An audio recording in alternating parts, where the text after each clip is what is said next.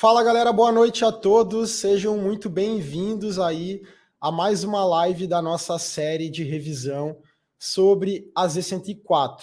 Então, primeiramente, agradecer a presença da galera que está chegando, boa noite para todos. E galera, dando continuidade, né, a gente tem bastante conteúdo para ver ainda, né, a gente vai seguir daquilo que a gente parou na semana passada. E semana passada, inclusive, eu tive que encerrar, faltava acho que uns 5 slides para terminar o que eu tinha proposto, né, o que eu tinha colocado de conteúdo, eu tive que encerrar um pouco antes, porque eu já estava praticamente sem voz, né? Eu comentei até no início da live que a minha voz não estava muito legal, e que realmente, depois eu fui conferir, o vídeo chegou no final da live e eu estava com a voz esgotada. E até digo para vocês que quinta-feira passada foi o último conteúdo que eu gravei, eu não gravei mais nada. Agora é o primeiro momento que eu tô voltando aqui pro microfone após a live da quinta passada. Fui no médico e eu descobri que eu tava com faringite, né? Então tive que tratar aí um pouquinho. Tava até um pouco preocupado se eu ia ter voz para poder fazer a live hoje.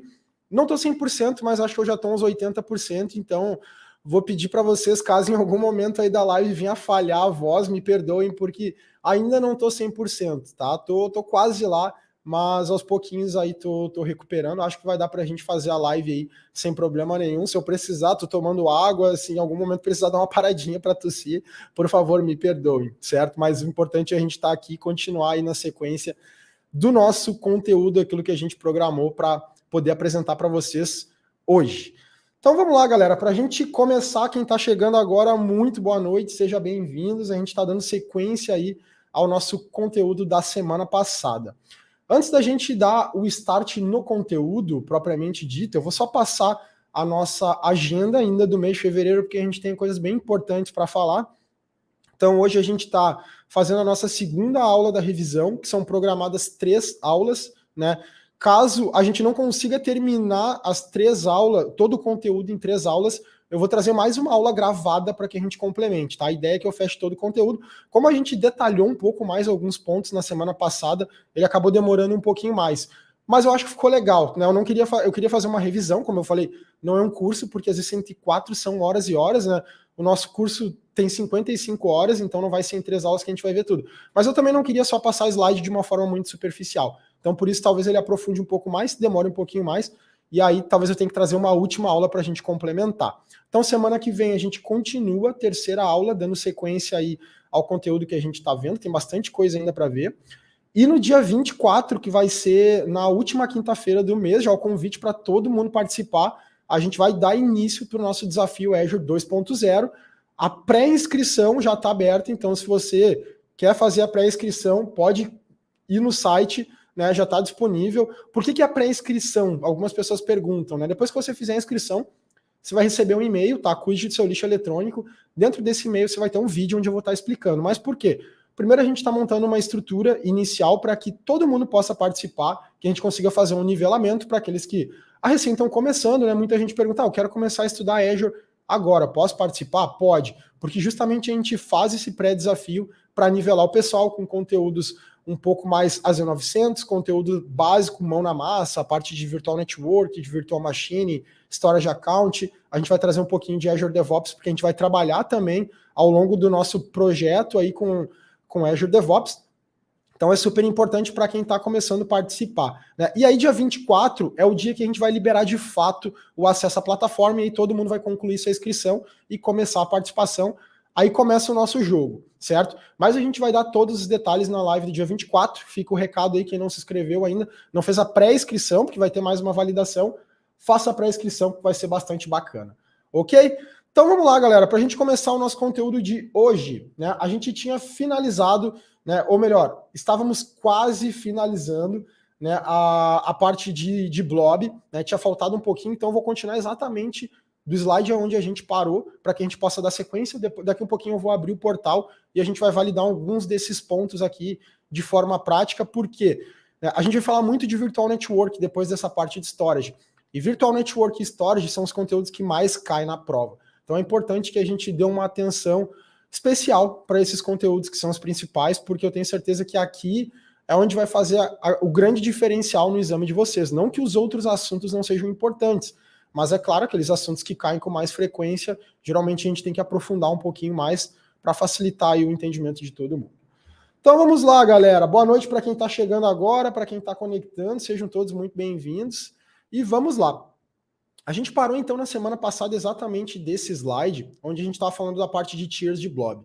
Então um ponto que eu inclusive tinha comentado, é importante a gente saber que a gente tem o tier do storage account, né, o tier de toda a conta de armazenamento, e aí no storage account são dois tiers possíveis, que é o tier hot e o tier cool. Não existe o tier archive no nível do storage account.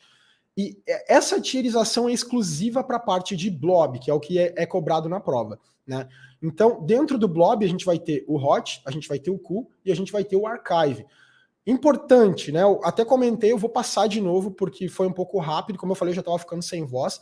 Esses tiers geralmente caem em prova, pelo menos uma ou duas questões, e aí a gente tem que saber, geralmente, um comparativo entre performance, entre acesso e entre custo, porque eles têm custos diferentes. Quando a gente está armazenando, sempre o tier de melhor performance é o armazenamento mais caro. Ou seja, o tier hot tem um custo de armazenamento mais caro, o tier cool tem um custo de armazenamento intermediário e o tier archive tem um custo de armazenamento baixo, certo? Isso é tranquilo, geralmente é uma coisa que a gente já tem um entendimento mais fácil. Mas na prova, geralmente, o que se pergunta: qual é o tier que vai ter o menor custo de acesso ao arquivo? Ou seja, quando você vai transacionar, você tem um custo, né? Principalmente quando trabalha no modelo standard do storage account. E aí, qual que tem um custo de acesso mais barato, ou seja, um custo de leitura? E aí é inversamente, né? A gente inverte isso, ou seja, se eu armazenei num tier hot, eu pago mais caro pelo armazenamento, mas o acesso é mais barato. Por quê? Porque ele já está num disco rápido. Então, o acesso a esse arquivo é muito mais fácil.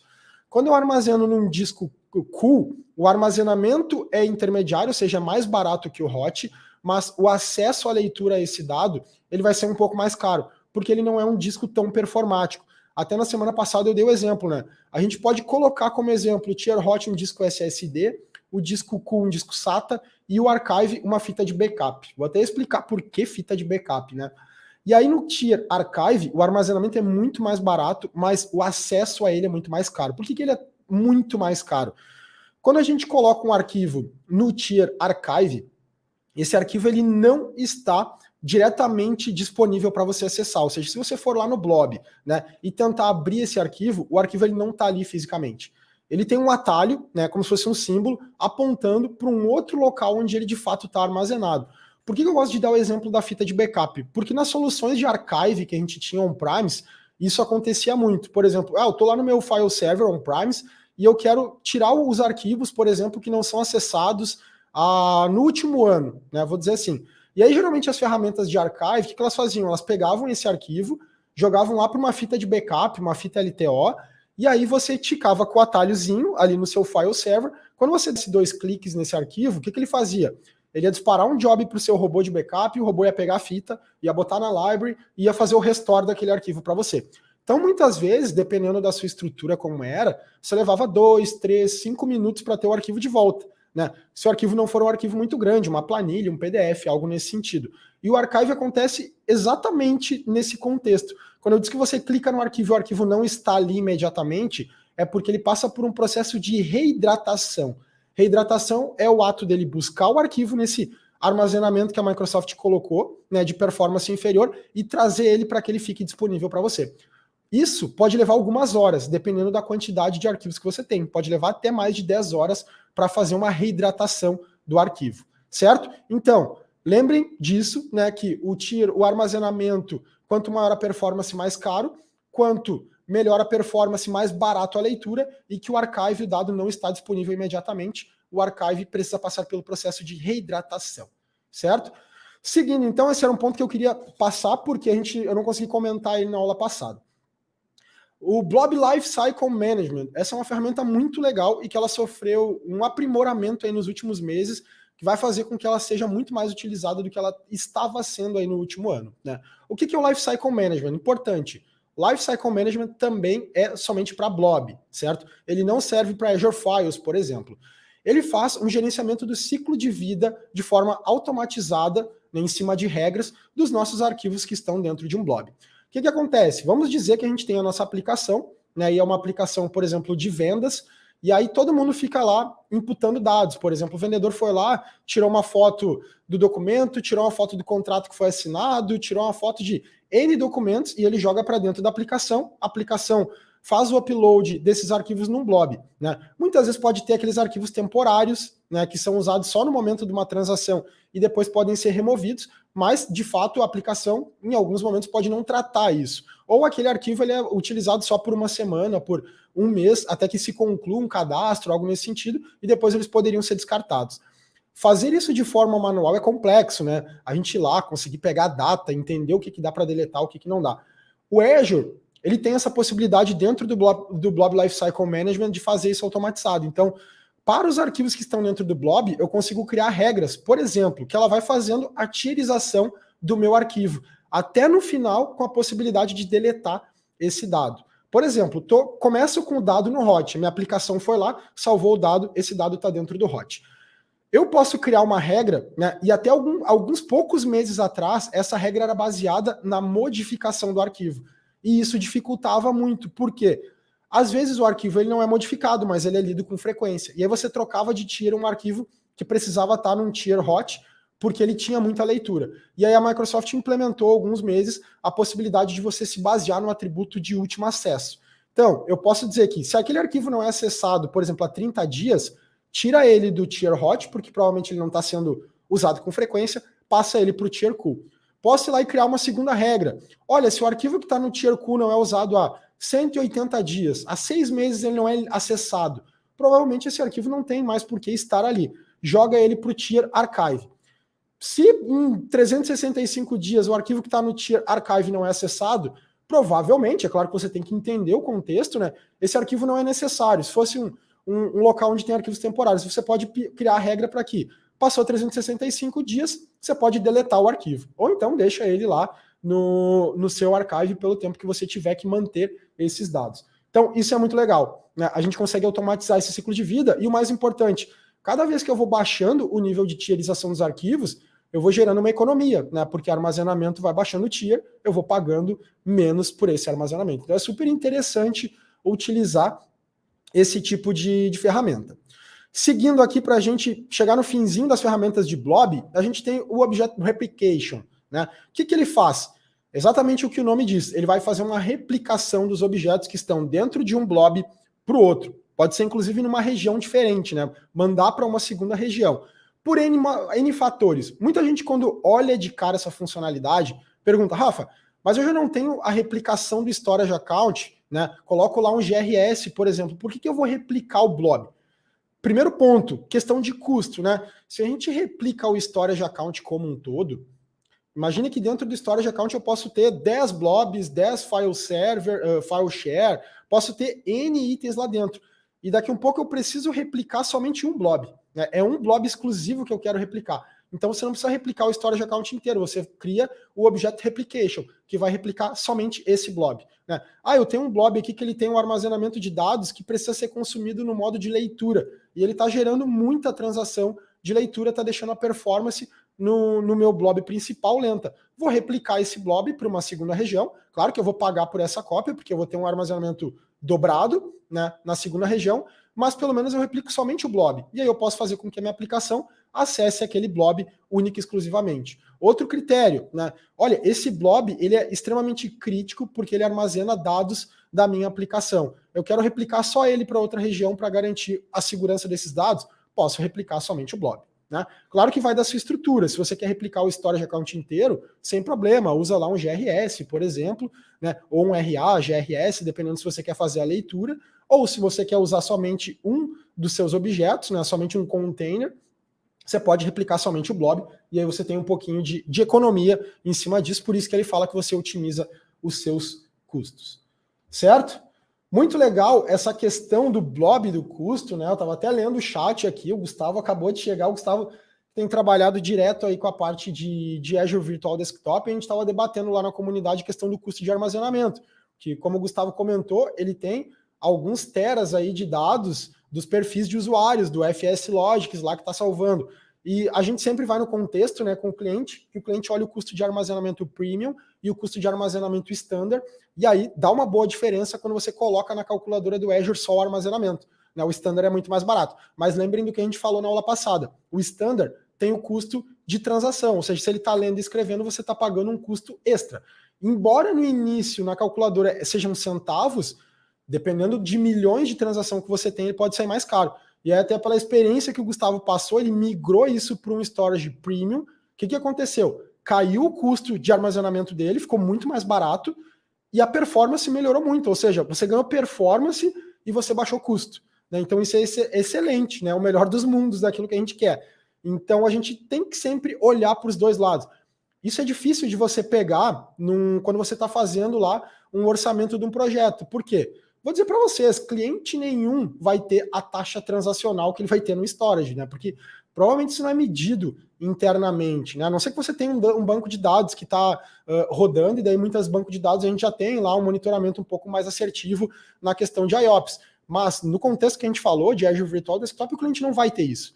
Então, muitas nem na POC você vai conseguir medir, porque às vezes você faz uma POC e tem uma quantidade pequena de usuários que estão acessando, você não vai conseguir pegar isso. Mas aí quando vai para a produção, vale você tentar fazer um jogo aí para medir se pode trazer uma melhoria de performance ou não. Então, muito legal essa questão aí da experiência aí até que o Gustavo passou, vale de lição para todo mundo, né? Porque esses contextos não adianta, a gente pega somente na prática.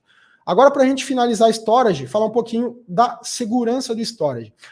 O storage, por padrão, é o local de armazenamento, e a gente sabe que quando a gente armazena dados em algum local, esses dados precisam ser consumidos, né? Seja para leitura de dados ou seja para input de dados.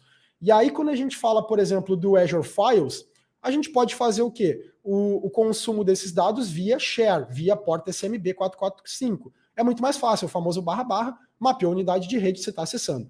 Mas no caso do Blob, né, e isso quando a gente faz o share, a gente pode integrar, por exemplo, com usuários do Azure AD, do Active Directory on-prime, se a gente tem a sincronização via Azure AD Connect, e tudo funciona muito bem, permissionamento NTFS, tá tudo certo, né? Aquele cenário que a gente está acostumado de file server padrão.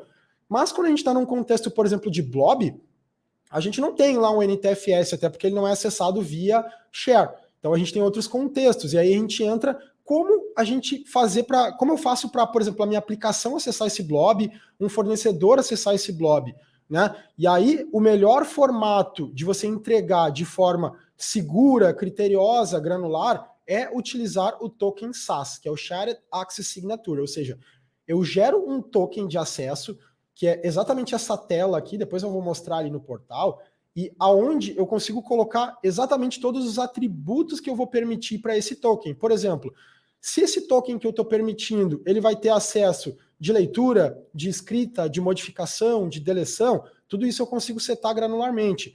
Qual o tempo de vida desse token, né? Eu vou trabalhar com a minha aplicação, o meu ERP que está jogando dados lá. Posso colocar um token com tempo de vida muito grande. Até é recomendado que você, quando for usar por serviços, aplicações coloquem um tempo de vida bastante grande para não ter o trabalho de ficar fazendo a renovação do token, que ainda é um processo bastante manual. Tá? Esse controle de renovação, de validação de vida útil do token ainda é um ponto que precisa ser melhorado. Mas se você vai entregar o acesso num blob para um fornecedor, ele tem que trabalhar um dia, uma semana, você vai ali seta o start e o prazo de expiração para esse token. Chegou naquele prazo de expiração, o token expira, né, e o seu fornecedor ou a pessoa que tem aquele token não consegue mais acessar. Né, então é muito seguro.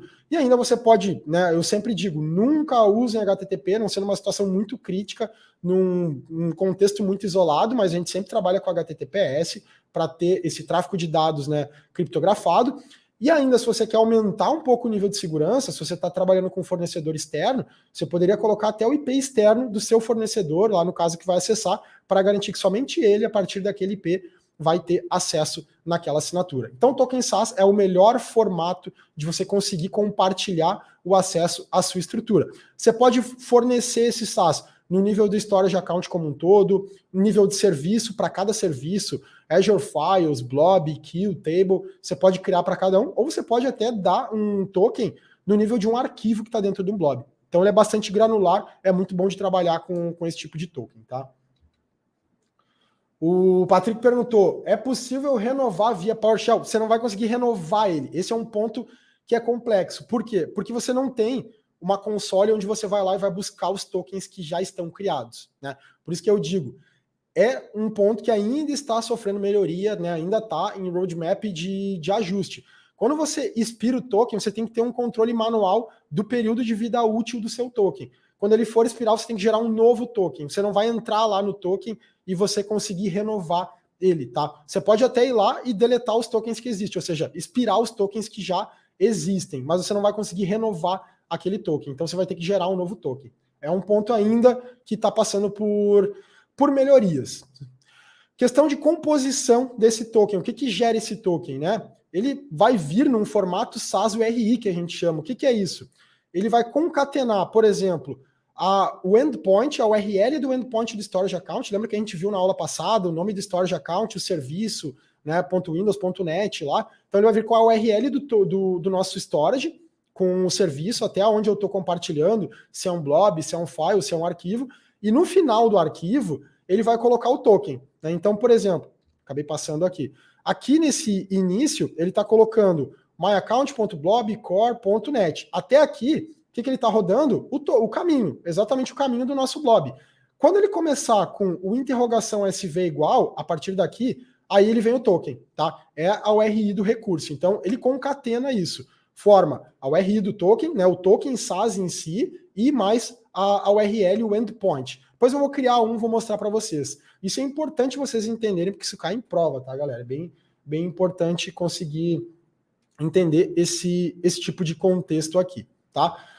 Pergunta boa do Adriano. Pode armazenar no Key Vault? Pode. Você pode colocar ele no Key Vault, certo? É até legal que você coloque esse token dentro do Key Vault para que você tenha um controle maior. Mas ele não vai ainda rotacionar de forma automatizada o token SAS, tá? Ele ainda não vai fazer a rotação. Mas é bom para que você tenha um controle, né? É um bom lugar para você armazenar ele centralizado e conseguir ter um controle aí de prazo em cima do seu token. Mas ele ainda não vai fazer a rotação de forma automatizada. Seguindo aqui para o Storage Service Encryption, né? Quando a gente fala de criptografia, um ponto importante, sempre que a gente cria um storage account, ele vem com uma criptografia básica da Microsoft, tá? Criei o meu storage account, já está criptografado. Claro que é uma criptografia onde a chave é gerenciada pela Microsoft, né? É uma chave em AES de 256 bits, uma chave forte, uma chave segura, e como a Microsoft gerencia a chave, automaticamente ela criptografa aquele dado quando o dado está lá em repouso, por exemplo, e quando você for acessar o dado, ela vai fazer a descriptografia do dado automaticamente, porque ela tem um controle das chaves.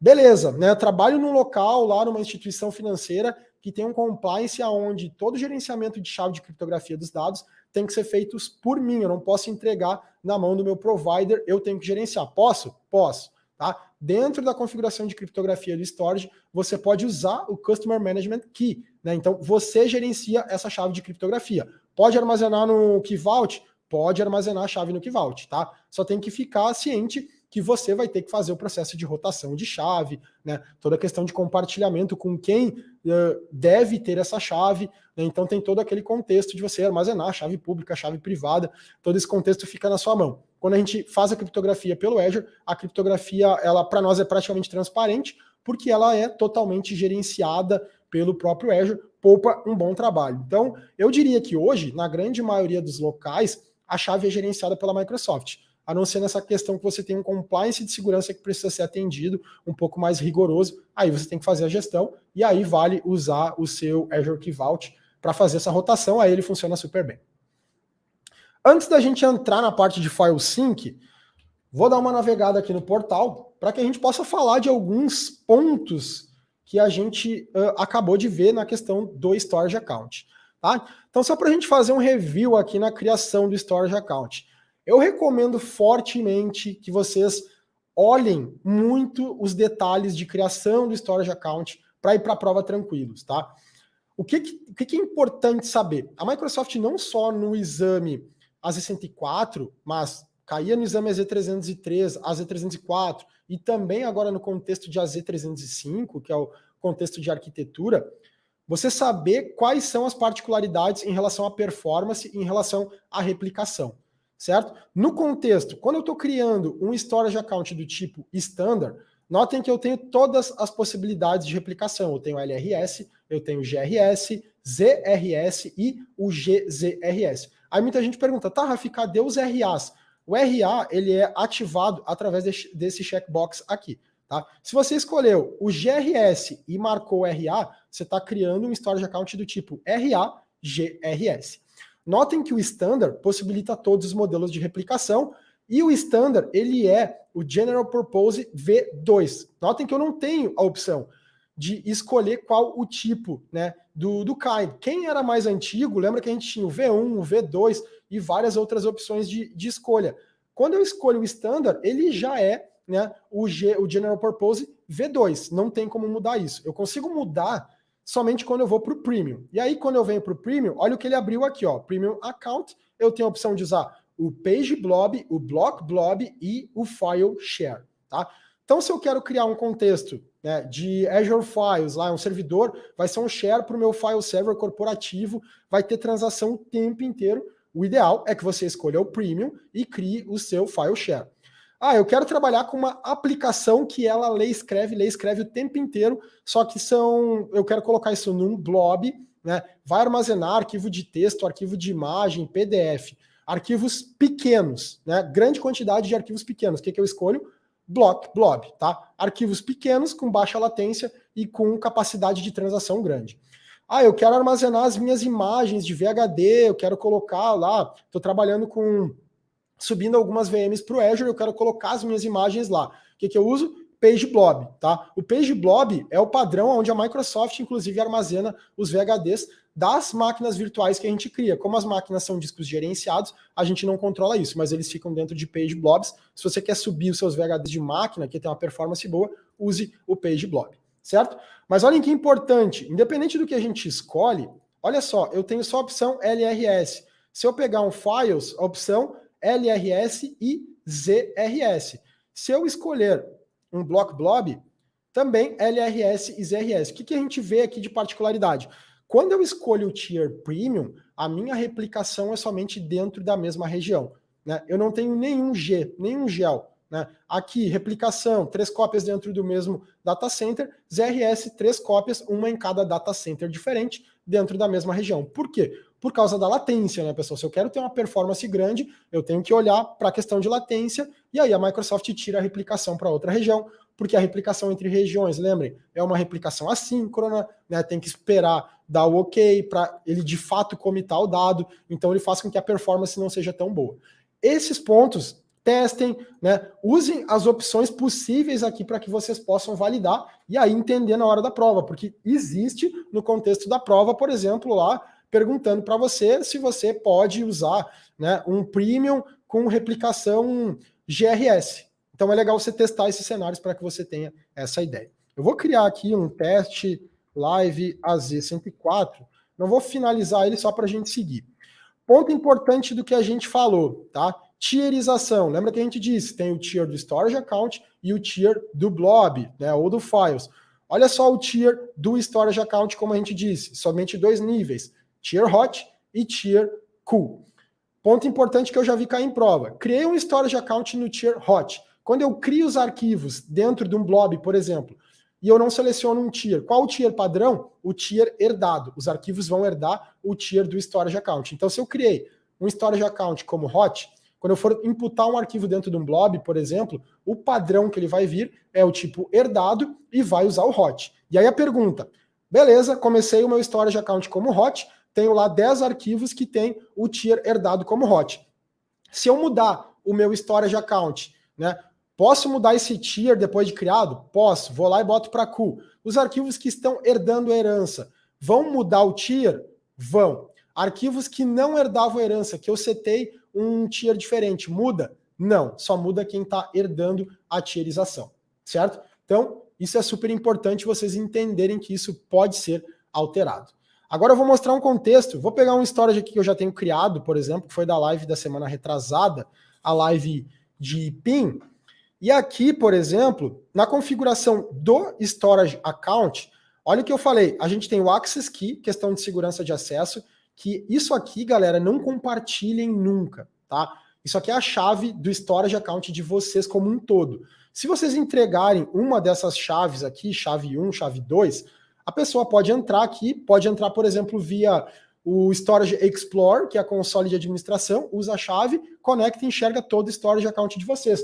Pode deletar, criar, modificar, ela faz o que ela quiser, tá? Essa chave aqui é a chave total do storage account. Não recomendo entregar essa chave, ok? Ah, tenho que compartilhar o storage account inteiro. Vem aqui no SaaS. Lembra que eu disse o SaaS pode ser em vários níveis. Aqui eu posso criar um SaaS no nível do storage account. E aí eu posso falar, eu estou liberando no nível de storage account, mas dentro desse storage account eu tenho N serviços, mas eu quero que, para quem receber esse token, por exemplo, tenha acesso somente aos blobs.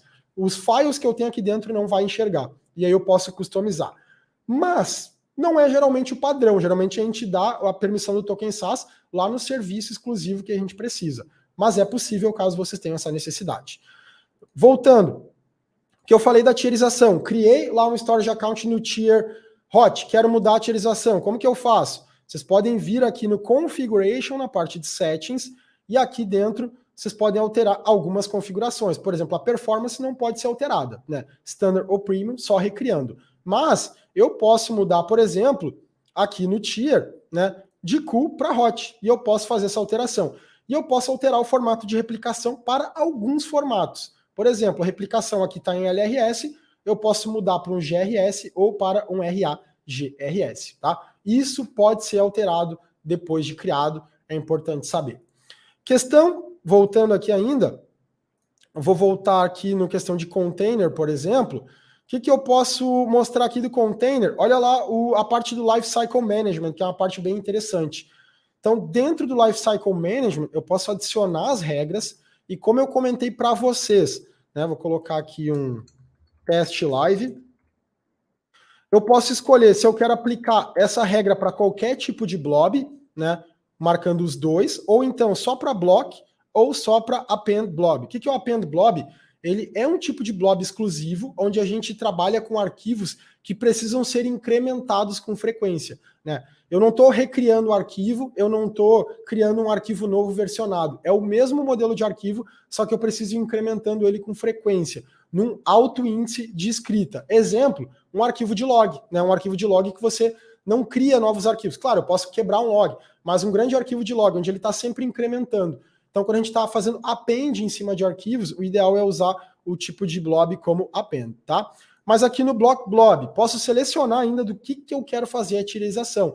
Só dos arquivos que estão fisicamente no blob, se eu tenho snapshot ou se eu tenho versões de arquivo. Nesse contexto, vou colocar aqui como exemplo só os arquivos que estão fisicamente mesmo.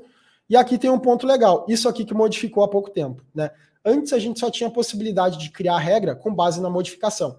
Mas isso bloqueava muitas pessoas de utilizar, porque eu falei, tem muitos arquivos que são leitura, e aí você está lendo o arquivo com frequência, e daqui a um pouco o arquivo foi lá e é enviado para um outro tier, e aí perde performance, a aplicação pode ficar um pouco lenta. Então o legal é usar o tipo de acesso, tá? Depende do cenário de vocês, mas a grande maioria vão ser aqui. E aí eu posso criar uma regra, por exemplo, arquivos que não são acessados há 60 dias, o que eu vou fazer, por exemplo? Vou movimentar ele para um tier cool, certo? Então, tiro do hot, boto no cool. Beleza, eu posso adicionar uma segunda condição. Se o arquivo não é acessado há, por exemplo, 180 dias, faz 6 meses que o arquivo não é lido, eu posso mover ele para o archive, né? E aí, lembrem, ele vai cair naquela seção que precisa ser reidratado. E aí posso colocar até uma última opção, tá? Isso aqui é tudo opcional. Se vocês quiserem criar um nível apenas, tirar do hot e botar no cool, sem problema. Eu estou fazendo um ciclo completo para vocês entenderem. Olha, o arquivo não é acessado há mais de 365 dias. Posso deletar esse arquivo do blob. Posso limpar ele como um todo, tá? Então é legal utilizar isso para reduzir custos. Você só tem que basear a sua regra de acordo com o seu negócio, né? Entender como que funciona, se realmente os arquivos desse blob podem ser colocados para outro tipo de armazenamento em X dias. Não, pode, porque isso é só um armazenamento temporário, né? Daqui a um pouco tem blobs que a gente usa que, por exemplo, o arquivo não é acessado há 60 dias, deleta o arquivo, porque é um blob que a gente sabe que tem muito armazenamento temporário. Depende do contexto do seu negócio, ok? Voltando aqui no meu container blob, vou pegar aqui um blob, por exemplo, esse blob aqui, vou pegar esse blob aqui, live 1, tá? Dentro desse blob, eu tenho aqui um arquivo, por exemplo, tá? Notem que ele está pegando o tier como herdado, né? E eu poderia modificar tudo isso, né? Então, entrando nas propriedades, desse meu arquivo, olha que legal o URL deste meu arquivo. Depende do tipo de blob que eu configuro. Eu posso configurar o blob para acesso privado, e aí não adianta eu ter o URL que eu não acesso, e eu posso configurar o blob como anônimo para leitura. E aí, se eu pegar a URL, eu consigo acessar. Vou pegar o URL desse meu arquivo e vou jogar aqui no browser, tá? Joguei no browser, olha só que legal. Ele abriu. Por quê? Porque esse blob que eu criei, ele tá como armazenamento privado, tá? Ou melhor, armazenamento de leitura anônimo. Agora eu vou voltar aqui no outro blob que eu tenho, nesse segundo blob aqui, tá? Notem que aqui, ó, ele tá com o acesso privado. E aí dentro desse arquivo aqui, desse blob, eu tenho um arquivo aqui, AZ700, vou selecionar ele, vou pegar a mesma URL, vou jogar aqui no browser, e olha só, ele não deixa eu acessar, certo?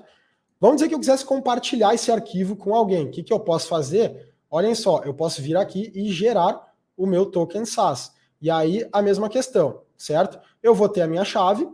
Qual o nível de permissão que eu quero dar? Ele vai adicionar arquivos, né? Aqui eu estou dando só no arquivo, então ele não ia adicionar, a não ser que fosse um arquivo que pudesse ser editado. Mas vou colocar que é somente de leitura. E esse token, eu vou dar esse token, vai começar agora e ele vai até amanhã, né? Vou deixar por um dia aqui, HTTPS, e vou gerar este tipo de token aqui para mim. Olha o que ele gerou. Blob SAS token, e aqui ele está exclusivamente o token de acesso, e aqui ele está com a URL completa. Olha aquela URL concatenada que a gente falou. Tá? Até aqui ele está o caminho. Né? É o endpoint, né, de um blob, o nome do meu container blob, e aqui o arquivo, o blob em si. Né? Então, até aqui é o caminho, o endpoint. Daqui em diante, começa com o interrogação SP, que é o meu token. Se eu copiar todo esse arquivo e jogar no browser, vamos ver se ele vai carregar já para mim. Olha lá, ele carregou o arquivo para mim, um arquivo que era anônimo, que não possibilitava, ou melhor, que era privado, não deixava eu acessar. A partir do meu token SAS, eu consigo permitir que esse arquivo seja acessado. E isso a gente faz para blob inteiro, né? Ah, como que eu vou gerenciar o blob? Geralmente, quando tem algum fornecedor, algo, ele vai baixar lá o Storage Explorer e vai logar no Storage Explorer sem passar nenhum usuário e senha. Simplesmente ele loga no Storage Explorer usando o token, tá? Ele autentica pelo token, ele vê pelo token que você tem o privilégio e aí ele pode trabalhar nos arquivos que estão lá dentro, tá? Então, essas são possibilidades da gente trabalhar aqui na questão de segurança, né, na questão de como você gerenciar esses acessos, e a gente viu ali também o contexto de como a gente pode gerenciar a questão das replicações e também do Lifecycle Management, que é um contexto muito bacana. Voltando então aqui para a nossa parte teórica, agora a gente falou de blob, até aqui a gente vai falar de Azure Files e também de File Sync. Seguindo, né, gerenciamento do Azure Files. O Azure Files, o que ele é? Ele é um compartilhamento de rede, ele é um share exclusivamente. Né? Quando a gente cria um Azure Files, ele vai nos entregar exatamente essa tela aqui. O que é essa tela? Ela é uma tela que está escolhendo uma letra para mapear, porque é o // que a gente fala, né? Já tem uma letra aqui para mapear, e aqui ele já traz o script para conexão. Dentro desse script, ele está fazendo um teste de conexão, e como eu falei, ele usa a porta 445, que está aqui. Né? Isso cai na prova, muito a Z104, com a porta de conexão SMB 445, e aqui ele já vai passar, né, dentro do comando onde é que está o URL e vai colocar um token já de acesso. Então, se você copia isso, você vai mapear, vai conseguir, porque ali ele já tem embutido um usuário e senha. Se você não conseguir acessar, muito provavelmente é porque o seu provedor, seu modem, está bloqueando a porta 445, e isso acontece muito em net claro, certo? Então, aí você pode ter problema para bloquear. Onde que eu posso mapear? Posso mapear no Windows, no Linux e no Mac também, tá? Posso ir lá e mapear para montar uma unidade dentro de um Windows, de um Linux, e funciona super bem. Falando de Azure File Sync, quando a gente fala de Azure Files, né, a primeira questão que geralmente vem para o pessoal é: isso é um share de rede, show, legal. Isso quer dizer que eu posso pegar o meu file server lá, que tem 1 tera de dados, e migrar ele para a nuvem, e não ter mais que ficar gerenciando disco, né, ficar criando cluster, failover, alta disponibilidade? Sim, né? Então quer dizer que eu posso botar lá dentro de um Azure Files, ajustar a minha autenticação integrada lá usando o Azure AD Connect, e para o usuário vai ficar como se ele estivesse acessando o compartilhamento local. Pode, né? Inclusive tem aula no canal aqui de Azure Files, né? De file server 100% nuvem, que eu mostro como migrar. Coloquei até um script Robocop, mostro na GPO como que você altera isso para o seu usuário ficar praticamente imperceptível que mudou o compartilhamento de rede. Mas o ponto que pega é performance, né? Pode ter problema de performance? Com certeza. Pensem que a gente está com o usuário acessando um share de rede diretamente, né, no ambiente local, que muitas vezes está lá ligado ao servidor, com fibra, né, trabalhando a giga e tal, tem toda uma performance. E aí você tirou e colocou no endpoint lá na nuvem, né, tá lá no Azure, vai trafegar pela internet, por uma VPN. O que acontece? É óbvio que a performance vai cair. Essa performance pode impactar na experiência do usuário? Depende do contexto, né? Se o usuário está trabalhando, por exemplo, com PDF, com arquivos Doc, Excel, que são arquivos pequenos, que muitas vezes não tem tanta alteração, tanta concorrência, pode ser que não tenha um problema de experiência. Pode ficar um pouco mais lento, né, mas não impacte na experiência do usuário. Agora, aquele usuário, né, um setor lá que tem uma planilha de Excel, que muitas vezes o cara daqui um pouco tem quase um BI dentro do Excel, que tem uma fonte de dados que conecta em outra planilha, que conecta no SQL, aí vai ter problema com certeza, né? Com certeza vai ter problema. O Vitor perguntou se pode mapear via NetUse. Pode, tá? Dependendo, claro, de como está o seu share, você tem que passar a chave de conexão. Se você está usando o mapear, já está com permissionamento NTFS no share, aí pode usar o NetUse que vai sem problema. O usuário que está rodando o NetUse tem permissão, ele vai funcionar muito bem, certo? E aí o que acontece? Se você está usando o Azure Files, pode ser que a experiência para o usuário não fique tão boa. O que a gente pode usar para suprir isso? Um outro serviço que é o Azure File Sync. O Azure File Sync, o que ele vai fazer? Ele vai pegar toda a sua base, os seus dados do seu servidor local e vai jogar para a nuvem. Só que aí você vai ter um servidor on-premise, que a gente chama de servidor de cache, né? Esse meu servidor on-premise pode ser o meu mesmo file server, né? Eu estou com o meu file server ali, ele tem 1 TB de dados, aí o que eu vou fazer? Eu vou criar uma estrutura de Azure Files na nuvem, vou criar um sync group, vou criar uma regra de sincronização e, inclusive, eu posso dizer quanto de dados eu quero deixar localmente no cache, né? Vamos dizer que eu tenho 1 TB de dados. E aí eu vou dizer que eu quero deixar, por exemplo, somente 10% dos meus dados em cache. Então ele vai pegar 100 GB e vai deixar armazenado ali localmente, né? Eu posso criar uma regra que esses arquivos que vão ficar em cache são arquivos que são acessados com frequência, que foram acessados nos últimos 30 dias, 60 dias.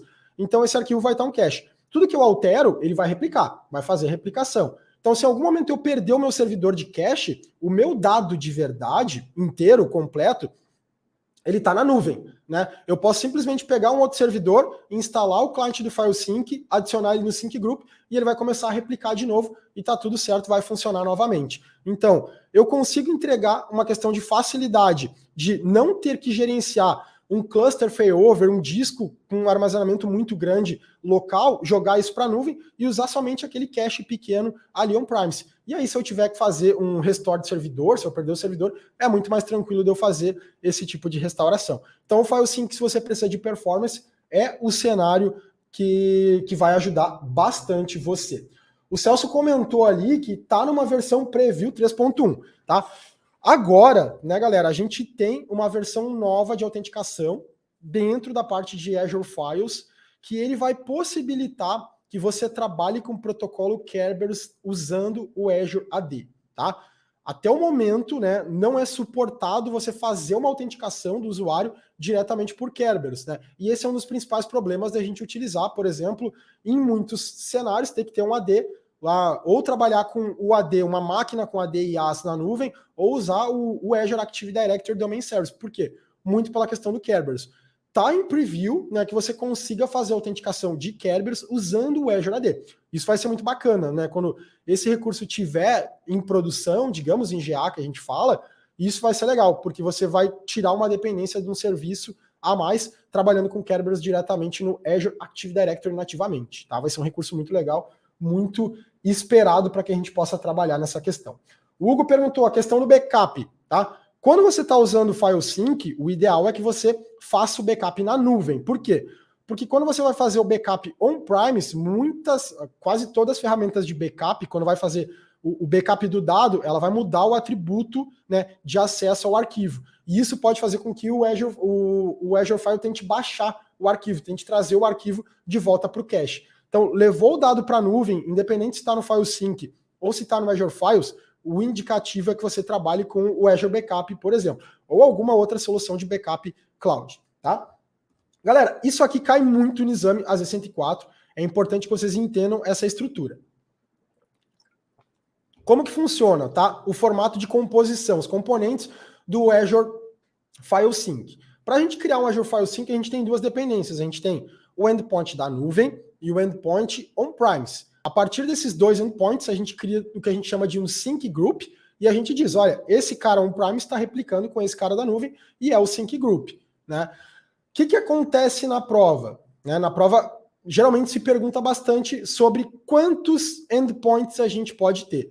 Eu vou lá, né? Se eu quero mapear o meu servidor, esse servidor aqui que eu tenho, ó, com esse diretório de account, esse server endpoint, eu quero levar ele para a nuvem, eu vou criar um file share, por exemplo, accounting. Esse file share accounting aqui, esse / accounting, vai ser o meu cloud endpoint. E aí eu vou criar um sync group passando o nome desse servidor, né? Esse servidor vai estar registrado, tem que instalar o Azure File Sync Client nele, registrar, e aí eu vou fazer um sync group com esse endpoint, que vai ser um share, e esse meu servidor on-premise. O que acontece? Muitos perguntam na prova.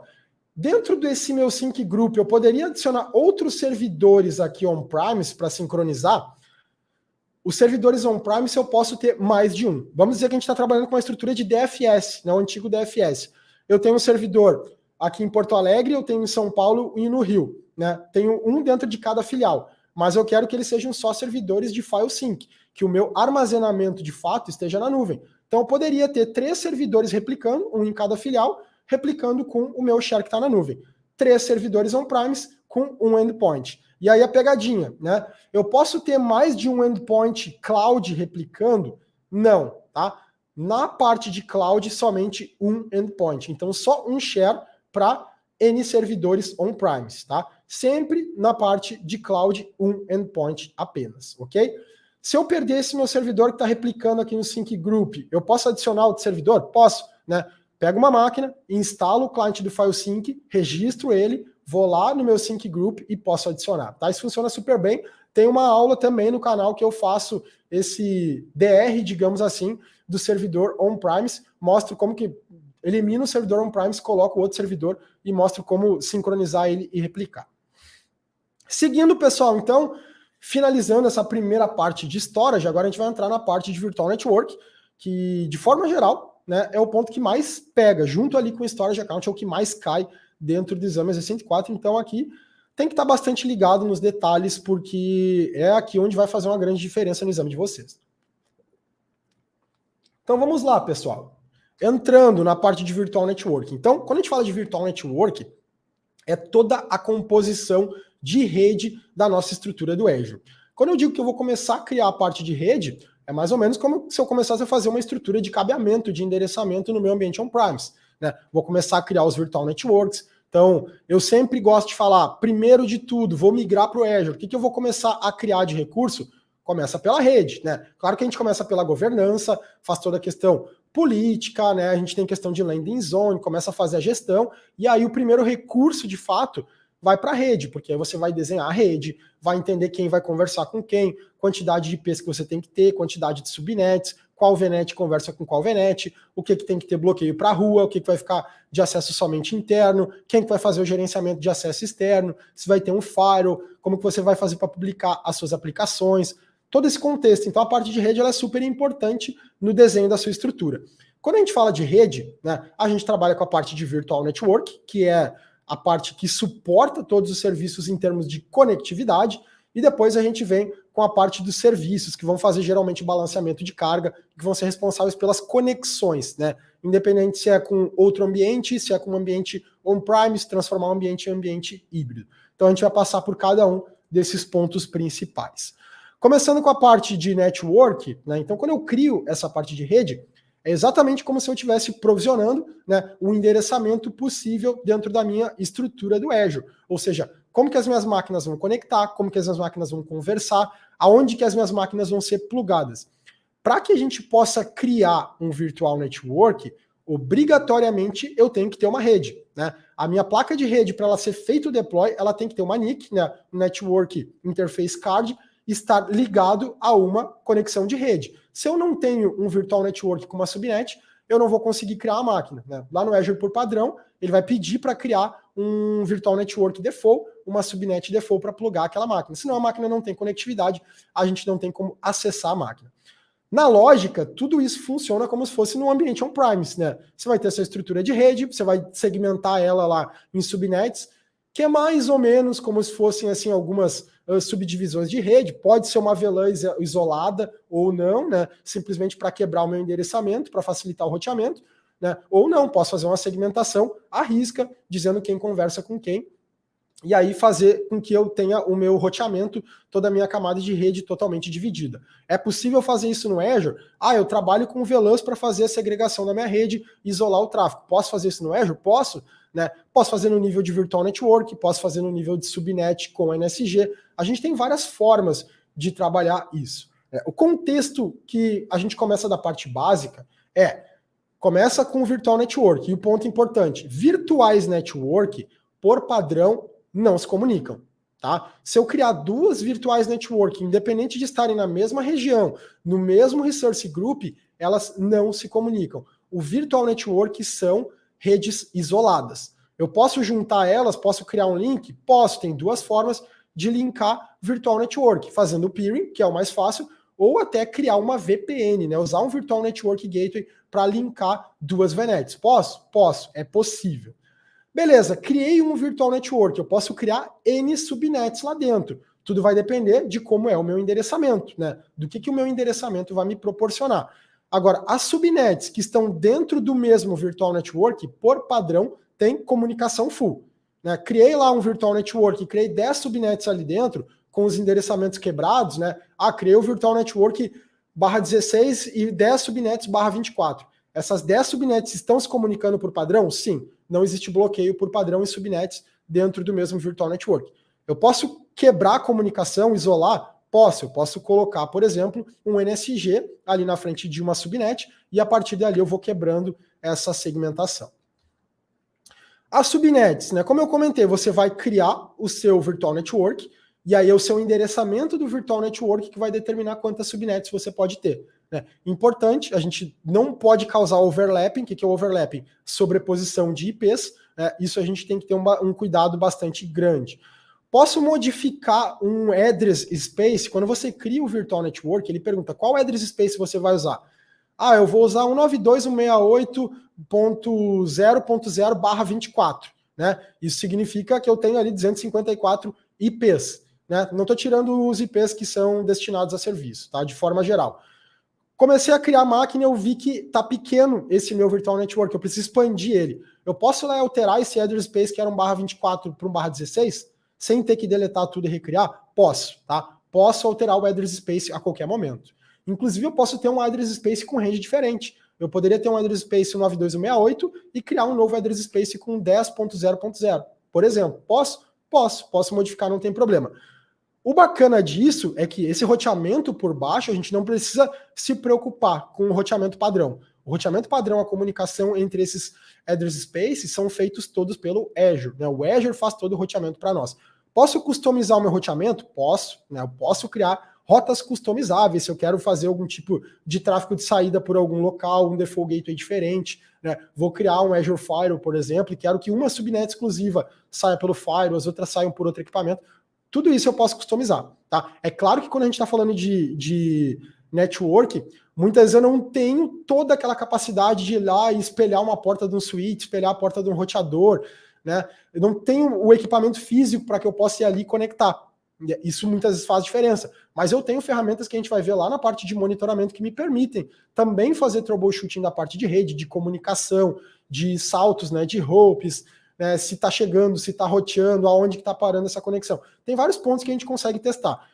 Como eu sempre falo, não é exatamente a mesma flexibilidade de um equipamento que você tem ali na mão, né, que você pode plugar um cabo de rede e sair conectando na console. Não é isso, mas eu consigo chegar num nível bastante interessante de troubleshooting.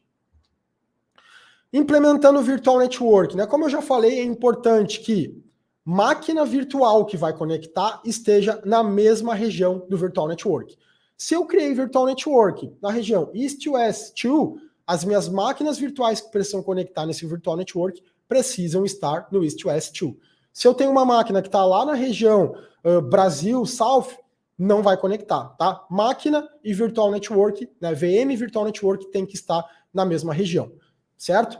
Ah, mas se eu tenho uma máquina que está numa Virtual Network e eu tenho uma outra máquina que está no Virtual Network em outra região, tem como fazer essas redes de regiões separadas se comunicarem? Sim, eu posso criar o peering. O peering ele pode ser tanto, né, na mesma região como um peering global. Eu posso linkar virtual networks de regiões completamente diferentes. Então, nesse exemplo, tem uma máquina virtual e uma VNet no Brasil, uma máquina virtual e uma VNet nos Estados Unidos, eu posso criar um peering entre essas duas regiões diferentes e fazer com que eles se comuniquem. Ponto que cai muito em prova, certo? Lembra que eu falei que a gente pode modificar um address space a qualquer momento? Posso? Posso. Né? Quando eu modifico o address space, eu preciso mudar roteamento? Por padrão, não, porque o Azure faz o roteamento por baixo para você. Quando você cria esses peerings, né, eu estou linkando duas redes completamente diferentes. O que acontece? Como que ele comunica? De novo, você cria o peering, o Azure faz o roteamento entre essas redes diferentes para você automaticamente. Você não precisa fazer um roteamento, a não ser que você queira criar uma particularidade. Se eu precisar alterar o address space de um virtual network, esse é um ponto importante. Eu tenho que deletar o peering e recriar. Mas por que, Rafa? Como eu dei o exemplo, eu estou trabalhando com o address space 192.168.0/24 e eu tenho um peering lá com outro virtual network. Agora eu quero que esse 192.168.0.0 seja /16, ou vou mudar a rede para um 10.00/16. Ou seja, eu estou mudando o meu endereçamento. Esse roteamento precisa ser recriado. Então eu tenho que deletar o peering e recriar o peering novamente. Isso pode impactar? Pode perder, pode não, vai perder a comunicação enquanto você deleta e recria, mas ele é muito rápido, certo? Então esse é o melhor cenário, essa é a indicação da Microsoft. Problemas com peering, deletar e recriar ele novamente. Seguindo para a parte de endereçamento, IP address, né? A gente tem dois tipos de IP, praticamente, que são os IPs privados e os IPs públicos. Os IPs privados, que são IPs servidos automaticamente pelo endereçamento que a gente configura na nossa VNet e na nossa subnet, ou seja, se eu criei uma VNet 192.168.0.0/24 e uma subnet nessa mesma faixa, as minhas máquinas virtuais que conectarem automaticamente vão receber esse tipo de IP. Beleza, Rafa, quem distribui esse IP, tá? É um servidor de DHCP? Não, o Azure tem um serviço de DHCP, um serviço de distribuição automática de IP que faz isso para você. Ponto importante para a prática, né, para o dia a dia. Subiu uma máquina, a máquina pegou o IP da minha rede, mas eu gostaria de alterar esse IP. Né? Ela pegou o IP 192.168.0.5, mas eu queria que fosse o 192.168.0.10, porque é onde está o meu range de servidores. Eu posso alterar esse IP que ela recebeu automaticamente? Posso. Detalhe, nunca pelo sistema operacional da máquina. Você nunca vai entrar na VM, dar um botão direito na VM e colocar o IP manual. Nunca. Por quê? Você perde conexão com a máquina. Né? Você perde o acesso total à máquina. Tá? Você não vai conseguir acessar ela. Como que a gente faz? Você vai lá na placa de rede da máquina, por dentro do portal do Azure, e lá na placa de rede ele vai estar setado se aquele IP é fixo ou se é um IP dinâmico. Você coloca o IP estático, e aí pode setar o IP que você quer usar dentro daquele endereçamento na subnet onde ela está conectada, vai funcionar tudo 100%. Tá? Então, nunca altere o IP por dentro da máquina, sempre pela placa de rede da máquina. Mesma coisa para o DNS. Né? A gente seta o DNS lá dentro do Virtual Network. Dentro do Virtual Network ele vem configurado com os endereços de DNS nativos do Azure, mas se eu quero fazer com que a minha resolução de DNS seja o meu servidor lá on-prime, se eu tenho um ambiente com VPN, posso? Posso. Só pego o endereço IP do meu servidor de DNS e adiciono lá no meu Virtual Network, que automaticamente ele vai adicionar para as minhas máquinas virtuais, tá? Então, essa é a forma correta da gente trabalhar com os IPs internos, ou seja, IPs dinamicamente alocados ou estaticamente da forma correta que você vai configurar. Exatamente. IP fixo na NIC perde o acesso. Não façam isso. Por experiência, alterar o DNS de forma fixa perde o contato com a máquina. Se você for lá, né, e colocar só o DNS na placa de rede manual, você perde o acesso à máquina. Mas se você der um restart na máquina, a máquina vai voltar a responder, tá? Mas mesmo assim não é aconselhável, não é a melhor prática você alterar dessa forma. O Gabriel perguntou: afeta a segurança conceder acesso, tá, pelo URL SAS por um intervalo de tempo extenso, tipo de 6 meses? Ele não afeta a segurança, tá, Gabriel? Contanto que você entregue esse token para quem realmente precisa acessar, Vou dar um exemplo. A gente tem uma aplicação que precisa acessar um blob. A gente pode ir lá e dar um acesso por 1 ano desse token. Vai diminuir a capacidade de segurança? Por padrão, não, porque esse token está sendo configurado dentro da aplicação. Por exemplo, ninguém está usando esse token de forma manual. Aí não teria problema, tá? Tudo vai depender de o quanto você, para quem você vai entregar, quem vai ter acesso a esse token, tá? Isso vale aí por questão de segurança. Claro que a gente sempre tenta trabalhar com questão de rotação, questão de um intervalo de tempo menor. Mas se você não entregar esse token para diversas pessoas, entregar somente para quem de fato tem que acessar, e isso não for divulgado e propagado, não vai impactar na questão de segurança, certo? Voltando então agora para finalizar, o IP público, né? O IP público a gente pode acessar ou entregar ou não para alguns recursos, como por exemplo uma máquina virtual, um load balancer, um application gateway, vários recursos a gente pode entregar um IP público, né? Não é qualquer recurso, somente recursos que têm conexão, que aceitam o meio externo vão ganhar o IP público. E aí o IP público da mesma forma, eu posso ter um IP público dinamicamente alocado e eu posso ter um IP público que seja estático. O importante do IP público, tá? Quando o IP público está alocado de forma dinâmica, no caso, criei uma VM, coloquei o IP no modo dinâmico, quando eu estopo a minha VM para desalocar os recursos, esse endereço vai mudar, né? Se você tem alguma regra lá no seu Fire ou algo nesse sentido, né, alguma regra que você criou para a máquina que está alinhada ao IP público, por exemplo, pode não ser na minha rede, mas eu tenho lá na saída de rede do meu fornecedor, do meu fabricante, fornecedor, parceiro de negócio, que ele libera uma conexão no IP público da minha VM. Quando eu der um stop na máquina e eu estou usando um IP dinâmico, ele vai trocar o IP, tá? Então, se eu quero garantir que o IP seja sempre o mesmo, eu tenho que configurar ou um IP estático ou um IP num outro tier. A gente vai falar de SKU de IP já na sequência. Aqui, então, falando do SKU de IP público, né, a gente tem 2 tipos de SKU, o SKU básico e o SKU standard. De forma geral, o SKU básico, o que ele entrega para a gente? A possibilidade de você trabalhar ou com um IP fixo ou com IP dinâmico. Padrão vem dinâmico. Quando você vai para o SKU standard, por padrão, você vai trabalhar já com o IP estático, tá? Ele já vai entregar um IP estático para você. Outro ponto super importante é a redundância. Se você trabalha com um IP público e você entregou esse IP público para algum tipo de equipamento, né, ele não tem redundância de zona, ou seja, se eu estou com um equipamento que está num data center e ele caiu aquele IP e o equipamento porventura tinha uma redundância de zona, como por exemplo um application gateway, esse IP não vai acompanhar esse IP público, tá? Se o IP é básico, ele vai ficar isoladamente dentro do mesmo data center. Então, serviços com criticidade, recomendado usar o standard, porque daí ele tem a redundância de zona. Se você perder um data center, ele vai ainda continuar sendo acessível pelos outros 2 data centers ou 2 zonas que você vai ter dentro da sua mesma região, né? Claro que tem a diferença de custo, com certeza. IP no tier standard você vai pagar mais caro por ele. Cuidar sempre os IPs públicos que estão sendo, muitas vezes, ficam órfãos. Quando a gente deleta uma máquina virtual, né, agora, há pouco tempo atrás, quando você vai deletar uma máquina virtual, a Microsoft mostra para você os recursos que estão associados. Por exemplo, o disco da máquina, o IP público. E aí fica visível para que você possa levar também, deletar esses recursos que estavam atrelados. Mas isso é bastante novo, faz poucos meses que essa funcionalidade foi adicionada. Mas se você deletar a máquina e não cuidar isso, você pode ficar com uma série de IPs públicos lá que estão órfãos e não estão sendo utilizados, ok? Seguindo, pessoal.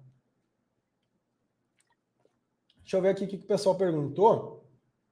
Dá para setar o range por resource ou por tag?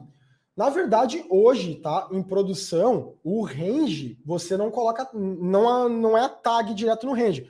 Você tem service tag, quando você quer trabalhar, por exemplo, lá dentro do NSG. Né? Eu quero bloquear o acesso à internet. Como que eu vou medir o escopo de internet? Aí você tem uma service tag para o seu serviço exclusivo. Tá? Você pode colocar uma service tag por serviço ou colocar o serviço por protocolo. Depois eu vou mostrar um pouquinho mais sobre esse ponto aqui.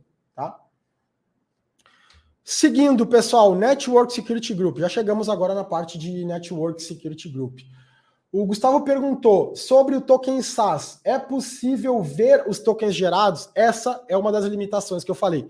A gente hoje não tem um local, uma console, onde você vá lá e consiga listar todos os tokens gerados com as datas de expiração, tá? Esse processo ainda é um pouco manual, tá? Ainda não tem no roadmap uma solução que consiga nos entregar dessa forma. Por isso que a gente usa algumas outras soluções, né? Gera o token e daqui a um pouco já guarda esse token lá dentro de um secret, dentro de um Azure Key Vault, e aí você pode colocar como anotação a data de expiração desse token para que você tenha um controle um pouco maior. Mas automaticamente a gente ainda não tem nada em produção que consiga gerar um gerenciamento de forma centralizada, tá? Isso é muito bem-vindo quando sair, porque geralmente, realmente é um pouquinho de dor de cabeça que a gente tem aí em geração a controlar o lifecycle dos tokens.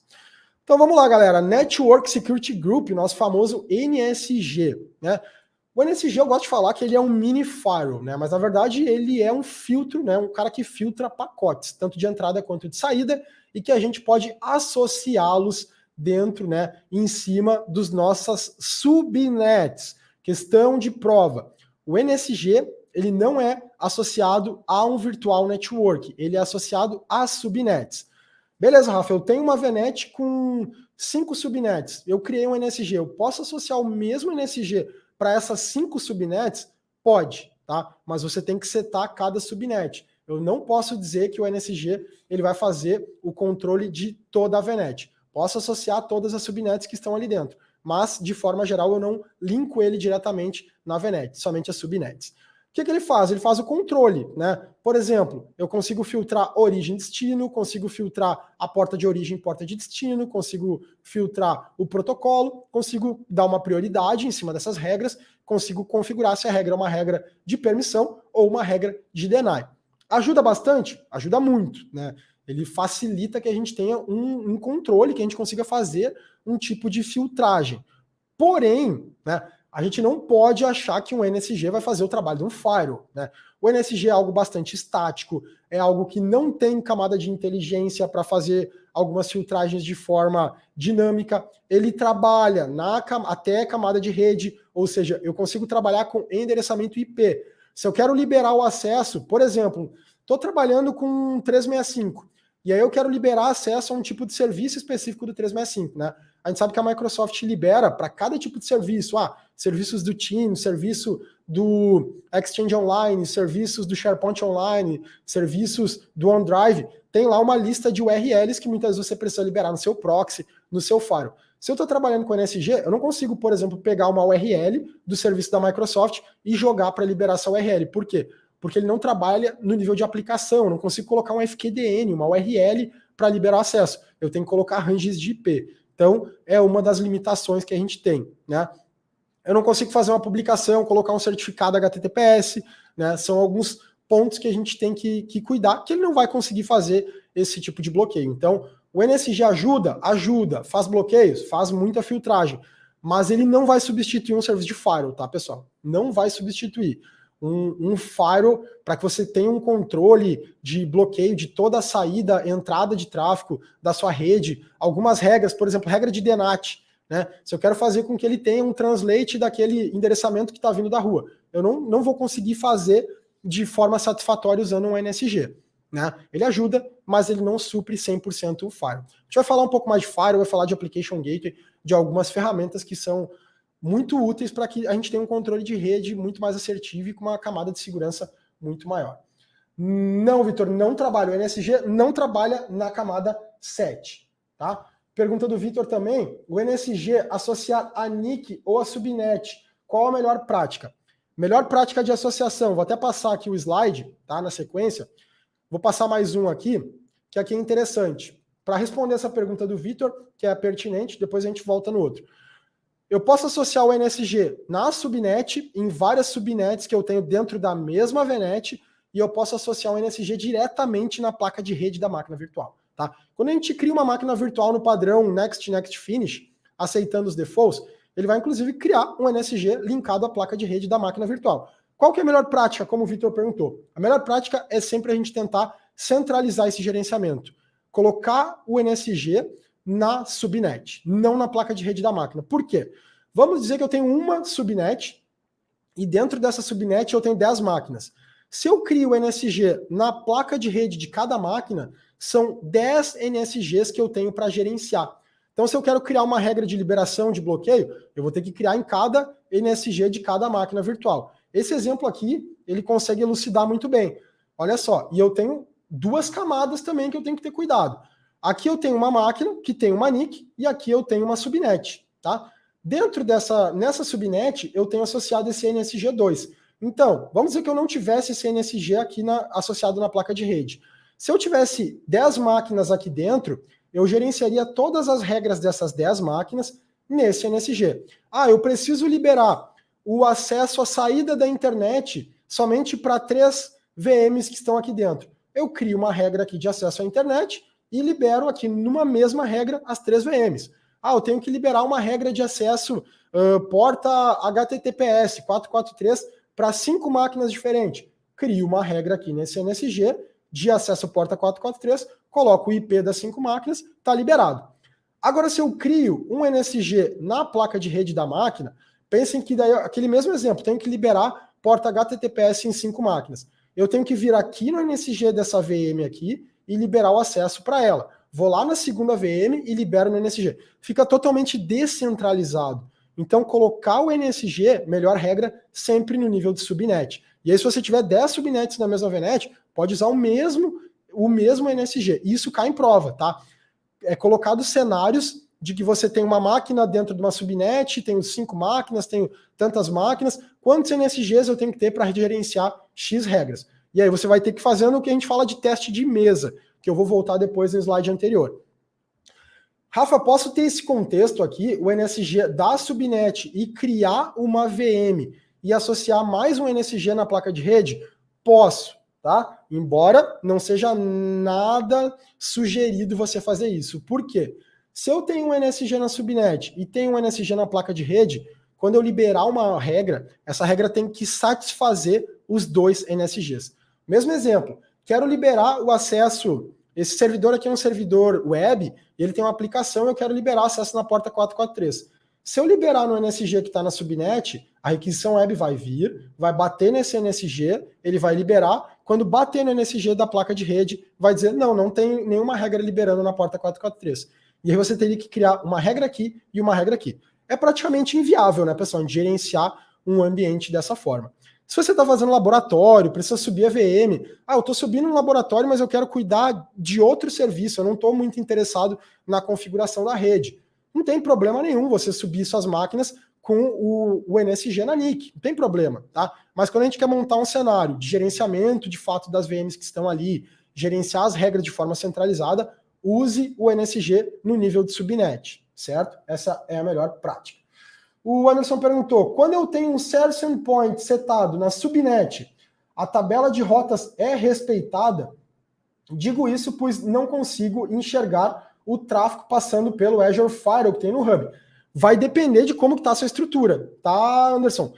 Se você tem um Azure Firewall, se você tem uma tabela de rota, se a tabela de rota está linkada naquela subnet, aonde você tem o Service Endpoint linkado, você tem que olhar para a tabela de roteamento também, tá? Pensa que quando você criou lá o seu endpoint, seu Service Endpoint, é como se você fosse um serviço que está rodando dentro daquela subnet. Se aquela subnet está associada a um route table, ela tem que respeitar o que está ali. Tudo que está aplicado, né, qualquer serviço que está rodando ali dentro vai ter que passar pelo seu route table também, tá? Importante que você valide, tá? Linkou na subnet está linkado no route table que passa por um firewall ou que redireciona alguma rota específica para outro serviço num próximo salto, tem que olhar para ele também. Vitor perguntou, poderia falar também do app NSG? Acho que você está falando do... A gente vai falar na sequência aqui, da parte de application. Só antes de eu falar aqui da parte do application, eu vou voltar aqui na regra. Galera, isso aqui vocês têm que saber interpretar com facilidade. Isso cai na prova, tá? Com certeza vai cair questão na prova para interpretar isso, tá? Inclusive, até por experiência, ontem, né? Ontem eu fiz a renovação da minha Z104. A minha Z104, eu tirei ela quando ela estava beta ainda, recente tinha saído, e aí a minha expirava em abril. Vocês sabem que a prova vale por 1 ano, né? Na minha, eu não sei se foi por eu ter feito beta, ela ficou valendo por 2 anos, tá? Mas vale por padrão por 1 ano. Como que faz a renovação? Tá? Só aproveitando. A renovação é gratuita, você vai entrar e vão ser, a minha foram 28 questões bem parecidas com o que a gente tem no Learning, E aí você não tem supervisão, nada. Se você não atingir a quantidade de questões ali que você tem que fazer, você pode repetir depois, quantas vezes você tiver que repetir, tá? Mas o que eu queria comentar é que caiu questões exatamente nesse contexto aqui, igual eu lembro que caiu na minha prova. Né? Então, isso aqui são as regras de inbound e regras de outbound, regras de entrada, regras de saída. Aquele testezinho de mesa básico, sempre pela prioridade. Quanto menor a prioridade, mais ao topo a regra fica. E para você fazer a revisão das regras sempre, entra na primeira regra, valida se essa regra satisfaz a sua necessidade, se ela não satisfaz, vai para a próxima até que ela chegue numa regra que deu o seu denário. Vamos dar um exemplo, tá? Aqui dentro, se eu tivesse que conectar numa máquina, tá? Que está dentro, que está sendo associada por esse NSG, seja o NSG na placa de rede ou na subnet onde a máquina está, se fosse uma regra de conexão remota, né, a minha requisição vem na internet, bateria nessa primeira regra de inbound, que é a regra 100, menor prioridade no topo, e ia falar, eu quero acessar uma máquina com IP tal, que está nessa subnet, no qual está associado esse NSG, na porta 3389. Posso? Ele ia olhar, aqui eu tenho uma regra de 3389, qualquer protocolo, qualquer origem, qualquer destino, está liberado. Sai, tá? A requisição satisfez nessa regra, sai fora. O que está abaixo não processa mais, tá? Agora, vamos para um exemplo diferente. Quero acessar uma máquina que está dentro dessa subnet, na qual ela está sendo protegida por esse NSG, na porta 443. Vai bater minha requisição, vai olhar para a primeira regra. Olha, eu quero acessar uma máquina desse range aqui, dessa subnet, na porta 443. Você me libera? Ele vai olhar. Não, eu só libero porta 3389. Não libero. O que ele faz? Vai para a próxima regra. Olha só, regra 65.000. Eu quero acessar uma máquina com IPX que está dentro dessa subnet na porta 443. Você me libera? Olha, eu não bloqueio porta, tá? Eu libero qualquer porta, só que eu só libero origem interna dentro do Virtual Network. Você está vindo externo, não posso liberar. Beleza, vou para a próxima regra. Regra 65.001. Quero acessar a porta 443. Você me libera? Olha, a porta eu não valido, mas eu só libero conexões que vêm do load balancer. Você não é load balancer, você é uma origem externa. Não libero você, vai para a próxima. Vai cair na 65.500. Você libera a porta, a regra última, deny all in outbound, o que ela vai falar? Olha, eu não libero nada, eu só nego. Se você chegou até mim, é porque eu vou dropar você, saiu a conexão fora, não vai acessar. Então é dessa forma que ele vai fazendo a requisição. Como que cai na prova, né? Bem nesse formato, eu quero acessar uma porta 443. Aí ele vai dizer que aqui embaixo ele tem uma regra que bloqueia, né? Vamos dizer que essa segunda regra bloqueasse da porta 2 até a porta 10.000 e lá na terceira regra ia ter uma liberação de 443. Ele ia falar, qual regra você precisa modificar para conseguir acessar a porta 443? Aí ele ia falar, você vai ter que mudar o range de portas aqui da regra 2. Não, né? Porque ela está dando um drop. Geralmente, o que ele diz? Na regra 3, mudar a prioridade da regra, para que ela fique, por exemplo, 101. Aí essa regra ficaria aqui, né? Ela já liberaria lá na segunda, não pegaria o drop que teria na próxima regra, liberaria. Então é isso que vocês têm que saber interpretar. Saber ler a tabela do NSG, né? Ler, saber que quando você baixa a prioridade, a regra vai para o topo, vai ser interpretada antes. Façam esse teste de mesa, pratiquem bastante isso, que daí na prova vocês vão conseguir tirar de letra, tá? Importante, essas 3 regras aqui que estão na casa dos 65.000 de prioridade, são regras padrões, regras default, na qual você não altera essas regras, tá? É a regra que permite que a gente já tenha uma liberação para todo mundo dentro do mesmo Virtual Network conversar, e aqui também a regra de quando o tráfego está vindo diretamente de um load balancer, ele conseguir chegar nos back-ends, né, naquilo que ele tem internamente. Então, a gente não altera essas regras padrões de sistema, tá? John perguntou, para uma conexão para as minhas VMs com o Bastion, preciso abrir apenas a porta 80 no NSG?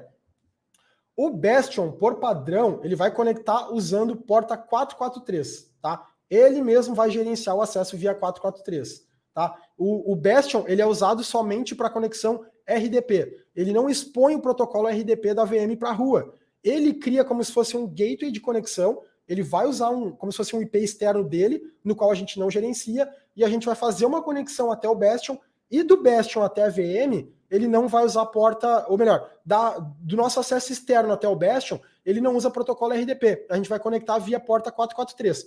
Quando a gente estiver dentro da rede do Azure, através do Bastion, aí sim, o Bastion vai conectar RDP na VM. Por isso muita gente pergunta, para usar Bastion e acessar uma VM, eu tenho que, dentro da VM, estar com RDP ou com SSH liberado? Sim, porque do primeiro ponto interno do Bastion até a sua máquina, ele vai usar o RDP ou vai usar o SSH, certo? Agora, seguindo, né, o que o pessoal tinha perguntado. Bom, aqui na criação de regras do NSG, a gente sempre vai definir o serviço, né, eu posso usar o service, posso usar o tipo de porta, caso eu queira trabalhar de forma customizada. E aí depois eu vou mostrar aqui no NSG que a gente usa a tag, que era o que o pessoal tinha perguntado, e a tag facilita para quando eu quero liberar ou bloquear um acesso à internet, por exemplo. Como que eu vou definir o range da internet? Né? Não tem. Então eu uso uma tag específica para um serviço. Eu tenho tag para vários serviços do Azure, nos quais eu posso utilizar. E aqui, o ASG, o Application Security Group. O ASG, pessoal, é como se ele fosse um primo do NSG. O que o ASG é? O ASG, de fato, ele não libera acessos, tá? O ASG, ele é um grupo que a gente cria e dentro desse grupo a gente associa as interfaces de rede. Por exemplo, tá? Eu quero criar uma regra lá no NSG que libere acesso da rua para os meus servidores externos, que são servidores de uma aplicação web. Então vamos dizer que eu tenho 3 servidores, servidor 1, 2 e 3, e eu quero liberar acesso na porta 443. Por padrão, se eu não tenho o ASG, eu vou lá no NSG, crio uma regra que libera o acesso externo na porta 443, e aí eu tenho que colocar os 3 IPs das máquinas, tá? Trabalhando da forma mais segura, não vou liberar um range inteiro. Vou colocar o IP da primeira máquina, vírgula, IP da segunda, vírgula, IP da terceira. Beleza? Quando eu tiver uma quarta máquina, que eu também vai responder pelo site, o que eu tenho que fazer? Ir lá no NSG, alterar a regra e colocar o quarto IP. Se eu tirar uma dessas máquinas, né, e por segurança eu não quiser deixar liberado essa porta, esse IP para a rua, eu tenho que ir lá no NSG e tirar o IP daquela máquina. E isso é o principal ponto que a gente esquece. E aí o que acontece? Nesse primeiro momento, eu tenho o IP da máquina 1, 2, 3. Daqui a um pouco eu deletei, aquela máquina 3 não é mais máquina de site. Daí eu deletei a máquina, 5 meses depois eu usei o mesmo IP, que era uma máquina de site, por um IP de uma outra aplicação. Se eu não fui no NSG e não removi aquele IP, a máquina da outra aplicação está com a porta 443 aberta para a rua, porque eu não me lembrei de ir no NSG e alterar isso. Então eu tenho que fazer um trabalho manual. O ASG vem para facilitar isso. Por quê? Quando eu vou criar o mesmo cenário, tenho 3 máquinas web e quero liberar o acesso externo. Eu não vou no NSG primeiramente, eu crio um ASG, o Application Security Group. E dentro desse ASG eu vou dizer, o nome desse ASG é servidores web. E ele vai me perguntar quais as placas de rede, as interfaces de rede das máquinas que você associa. E aí você vai lá, vai listar as máquinas e ele vai listar a interface da máquina 1, da máquina 2, da máquina 3. Então ele associa automaticamente as placas de rede. Lá no NSG, na regra, você não vai mais botar IP de máquina. Você vai botar o quê? O nome do seu ASG. ASG Web. E aí você colocou o ASG Web. Se em algum momento você deletar a máquina 3, o mesmo cenário, você remove a máquina 3, vai automaticamente remover a interface de rede. Essa interface de rede é removida do ASG. Se daqui a 6 meses, o mesmo cenário, eu criar uma nova máquina e usar o mesmo IP que eu tinha daquela máquina 3, ela não vai ser liberada para a rua. Por quê? Ela só entraria na regra se eu for lá no ASG e adicionar a placa de rede àquele grupo, tá? Então, ele facilita que eu gerencie pelo ASG. Se eu deletar uma máquina, automaticamente ele vai limpar e eu não preciso ficar alterando a regra do NSG. Eu não mexo mais na regra, eu só mexo no Security Group, no Application Security Group, tá? Então, é uma forma muito mais flexível e controlada de você alterar aqueles servidores que fazem parte do mesmo serviço. É importante isso, tá? Porque quando eu criar a regra, eu associo o ASG que eu criei. Então eu vou criar uma regra, um ASG só para servidor web, um ASG só para servidor de uma aplicação que tem uma porta específica, né? Eu vou trabalhar por grupos que são o mesmo tipo de serviço, ok? Então isso vai facilitar bastante. Antes da gente ir para o Azure Firewall, vamos no portal aqui só para a gente olhar um pouquinho do nosso NSG, tá? Então aqui no meu exemplo, como eu falei, Estou fazendo um laboratório com algumas máquinas, né? As máquinas eram para utilizar contexto aqui de cenários de live que a gente fez esse ano, de PIN, de password, de SSPR, Self-Service Password Reset, de parte de Azure AD Connect. Então essas máquinas não tinham contextos de rede. Então, por exemplo, eu nem me importei de criar um NSG para trabalhar na parte de network. Eu deixei criar um NSG dentro de cada máquina. E aí aqui o NSG que está linkado à interface de rede, como eu falei, não é o melhor cenário da gente trabalhar com ele. Dentro do NSG, ele sempre vai mostrar para nós as regras de inbound, de outbound e de quem está conectado. Né? No caso aqui, Network Interface, ele mostra a minha máquina, o meu DC que está conectado aqui. E aqui, se eu tivesse subnets, ele ia me mostrar as subnets. Quando a gente está desenhando uma estrutura de rede nos melhores padrões, como eu falei, comecei a desenhar a parte de rede, né? Aí eu vou fazer o quê? Já criei as subnets, vou colocar um NSG. Antes de fazer o deploy de qualquer máquina, o ideal é que eu crie o NSG, que eu crie as subnets e já venha aqui dentro do NSG e saia associando o NSG para todas as subnets nos quais ele vai gerenciar. Parte de regra. Aquilo que eu falei, sempre fazer o teste de mesa, menor prioridade em cima, maior prioridade embaixo, começa sempre do topo a fazer o processamento de regra, satisfez a regra, já sai automaticamente. Okay? Contextos de adição de regra, a origem, né? Você pode setar uma origem através de um IP, ou o service tag que a gente falou, né? Se eu quero setar um serviço exclusivo, eu posso usar o service tag, ou o próprio ASG, tá? O Application Security Group.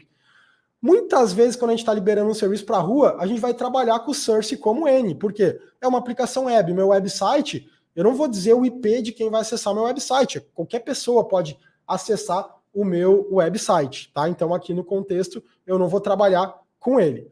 Aqui, na parte do source ports, o que eu vou fazer? Eu vou selecionar, né, quais as portas de origem vão comunicar. Em muitos cenários, também não vou destinar uma porta de origem, a não ser que seja um serviço meio que ponto a ponto, que vai comunicar protocolo com protocolo. Aí eu posso setar uma porta de origem. Aí aqui sim, aqui eu tenho que ser crítico, tá? Na parte do destination, colocar se eu vou liberar um IP exclusivo e eu posso trabalhar com os ranges, né? Vou separando por range ou por IP. No caso que eu falei 3 servidores, posso botar o servidor, vírgula, próximo, ou colocar os ranges. Posso colocar um virtual network inteiro, não aconselho muito, né? A não ser que seja um serviço exclusivo. Né? E aqui o Application Security Group, se eu tivesse aqui os meus ASGs, colocaria eles aqui dentro. E aqui também eu posso usar a parte do serviço. Né? Eu quero liberar qualquer tipo de serviço HTTPS. Não vou colocar IP, não vou colocar range. Qualquer um que estiver dentro aqui da minha subnet, onde está associada, mas nesse serviço exclusivo. Tá? Geralmente, o que a gente faz? Coloca o IP, vou colocar um IP fake aqui só para criar a regra para vocês verem, né? Nem faz sentido. E aí coloco o protocolo. Estou liberando a porta HTTPS para esse servidor exclusivo. E aqui se a porta vai ser, se essa regra é para permitir ou para bloquear. E aqui vou colocar a prioridade, né? Quanto menor a prioridade, mais ao topo ele vai ficar. Tá? Então, essa aqui é a forma no qual a gente trabalha na criação dos NSGs. Lembrando, melhor prática, associa o NSG nas subnets, pode associar a várias subnets dentro do mesmo virtual network. Pode ser que eu tenha uma máquina que seja contemplada pelo NSG da subnet e também tenha um NSG na placa de rede. Não é o melhor cenário. Cenários produtivos, tentar não trabalhar com o NSG na placa de rede da máquina. Não sei que você tem que fazer uma filtragem exclusiva para aquela máquina, um bloqueio exclusivo para ela. Aí daqui a um pouco você pode ter para aquela máquina exclusivamente um NSG diretamente na placa de rede. Voltando aqui então, pessoal, para nossa... Seguindo aqui no nosso Azure Firewall. Azure Firewall, pessoal. Agora é importante entender a grande diferença de serviço, né, relativo ao Azure Firewall para o NSG. Vamos no primeiro contexto, tá? Vamos para esse cenário que a gente tem aqui uma rede Hub Spoke. O que é uma rede Hub Spoke? É o principal formato de rede que a gente trabalha em ambientes de produção. Né? Eu tenho um nó principal, uma rede principal, e os spokes, né, como se fossem os galhos da minha rede. Né? Um desenho onde eu vou segmentando essa rede aqui. Por que é ideal trabalhar no HubSpoke? Porque eu crio várias VNets, né? Ou a minha VNet de Hub, que geralmente é a VNet principal, e dentro da VNet de Hub eu coloco os serviços que todo mundo geralmente tem que acessar. E aí eu vou dividindo as minhas VNets, os meus spokes, em serviços customizados, né? Eu tenho, por exemplo, uma VNet de produção, uma VNet de homologa, uma VNet de desenvolvimento, ou não, daqui um pouco eu tenho um serviço de banco de dados exclusivo que não vai conversar com ninguém. Posso criar uma VNet só para o banco de dados. E aí a gente vai linkando cada VNet que precisa se comunicar através do peering, né? É uma rede mais complexa de você desenhar inicialmente? Sim, mas é uma rede que você tem o gerenciamento exclusivo de quem conversa com quem. Tá? Então, esses são os cenários que a gente trabalha em redes de produção. Lembra que a gente falou do NSG? O NSG só conecta em subnet e placa de rede. Se eu estou trabalhando numa rede HubSpoke, como que eu ia usar um NSG para gerenciar isso? Ia ter que ter um NSG pelo menos aqui, mais um aqui, pelo menos. Eu não tenho uma centralização, né? Como que eu vou centralizar toda a saída ou entrada das minhas máquinas? No caso, eu precisaria de um serviço que me atendesse no nível central, que conseguisse enxergar toda a minha rede. E aí, nesse caso, a gente trabalha com o Firewall. O Azure Firewall é o serviço gerenciado da Microsoft para atender essa demanda. Eu poderia ter um outro Firewall, Rafa, porque no meu ambiente eu trabalho com F5, com Barracuda, né, com alguns outros firewalls de mercado. Eu poderia, né? O Azure deixa você subir appliances aqui e trabalhar como um firewall. Eu poderia subir uma VM como pfSense? Poderia também, né? Tem N formas de fazer isso. Mas o Azure Firewall, eu posso associar ele a fazer o gerenciamento completo da minha rede, né? Eu vou fazer o deploy dele dentro de uma VNet, e geralmente é a VNet de Hub, e aí o que eu crio? Vou criar um route table, né, uma tabela de roteamento, onde eu digo que o próximo salto, quando as máquinas forem sair para a internet, elas vão usar como uma rota default o Azure Firewall. E aí eu associo essa minha tabela de roteamento para todas as subnets nas quais vão ser contempladas com esse serviço de firewall. Todo mundo que eu quero que passe pelo firewall vai ser associado a essa tabela de roteamento. E aí ele controla tanto a entrada quanto a saída. E aí a gente já começa com algumas diferenças, né? Lembra que eu falei que o NSG só trabalhava com IP. Aqui a gente trabalha no Layer 7, camada de aplicação. Então, se eu quero liberar uma regra usando um FQDN, eu posso colocar as URLs para liberar serviço. Fica muito mais fácil de gerenciar. Tenho mecanismos de inteligência artificial, né? Tenho Threat Intelligence, onde ele vai fazer uma inspeção, por exemplo, em IPs maliciosos. Através da questão da segurança, né, a inteligência artificial, que é utilizada nas camadas de segurança da Microsoft, ele pode detectar tanto IPs como FQDNs que estão com reputação baixa em alguns cenários públicos e já interpretar, olha, você está recebendo uma enxurrada de conexões de um IP que está com uma baixa reputação, automaticamente ele pode bloquear esse tipo de comunicação, tá? Com base na inteligência artificial. Outro ponto legal, você pode criar regras de NAT, né? Eu tenho os meus servidores web que estão todos aqui dentro. E aí eu tenho uma URL lá, um IP público, né? Outro ponto, eu posso associar vários IPs públicos dentro da interface do Azure, né? Do Firewall, do Azure Firewall. Então, se eu quero publicar os meus 5 sites todos na porta 443, eu posso associar 5 IPs públicos e trabalhar com NAT, né? Chegou uma requisição para o IP público 1, ele vai fazer um NAT, né? E vai fazer o translate para quem vai estar lá no background, né? No back-end, e ele consegue fazer esse NAT e entregar para os servidores que são responsáveis por responder aquele tipo de serviço.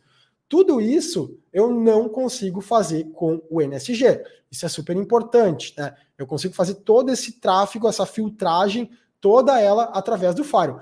E aí, fora todos aqueles recursos que a gente sabe que um Firewall de mercado nos entrega, né? O Azure Firewall, ele hoje já trabalha com SKUs diferentes. Eu tenho um SKU do tipo Premium, por exemplo. Dentro do SKU Premium, eu já tenho embutido praticamente um serviço de proxy básico. Por quê? Como eu falei, ele faz, né, análise, faz conexão por FQDN. No Firewall Standard, eu consigo ir lá e criar uma regra, por exemplo, bloqueia todas as saídas, libera só o google.com.br, né? Mas eu não tenho categorias. Por exemplo, eu quero liberar categoria de sites de governo, sites educacionais. Então é quase inviável no Firewall Standard eu fazer o bloqueio de URLs para trabalhar como um proxy. No Firewall Premium, eu já tenho esse tipo de categorias, e aí eu poderia fazer com que ele trabalhasse como um proxy básico. Então, ajuda bastante nesse contexto. Vamos ver o que a gente tem de perguntas aqui. A questão do Firewall, sim, o Firewall do Azure, ele é caro, tá, pessoal? Eu diria que um Firewall básico, tá, um Firewall standard, sem contar a questão de transações, né, porque ele é cobrado por todo o tráfego que ele está filtrando, sairia na base de 4 mil mensal, tá? 4 mil já de start. Ele é bastante caro, um serviço que tem que ser bastante avaliado.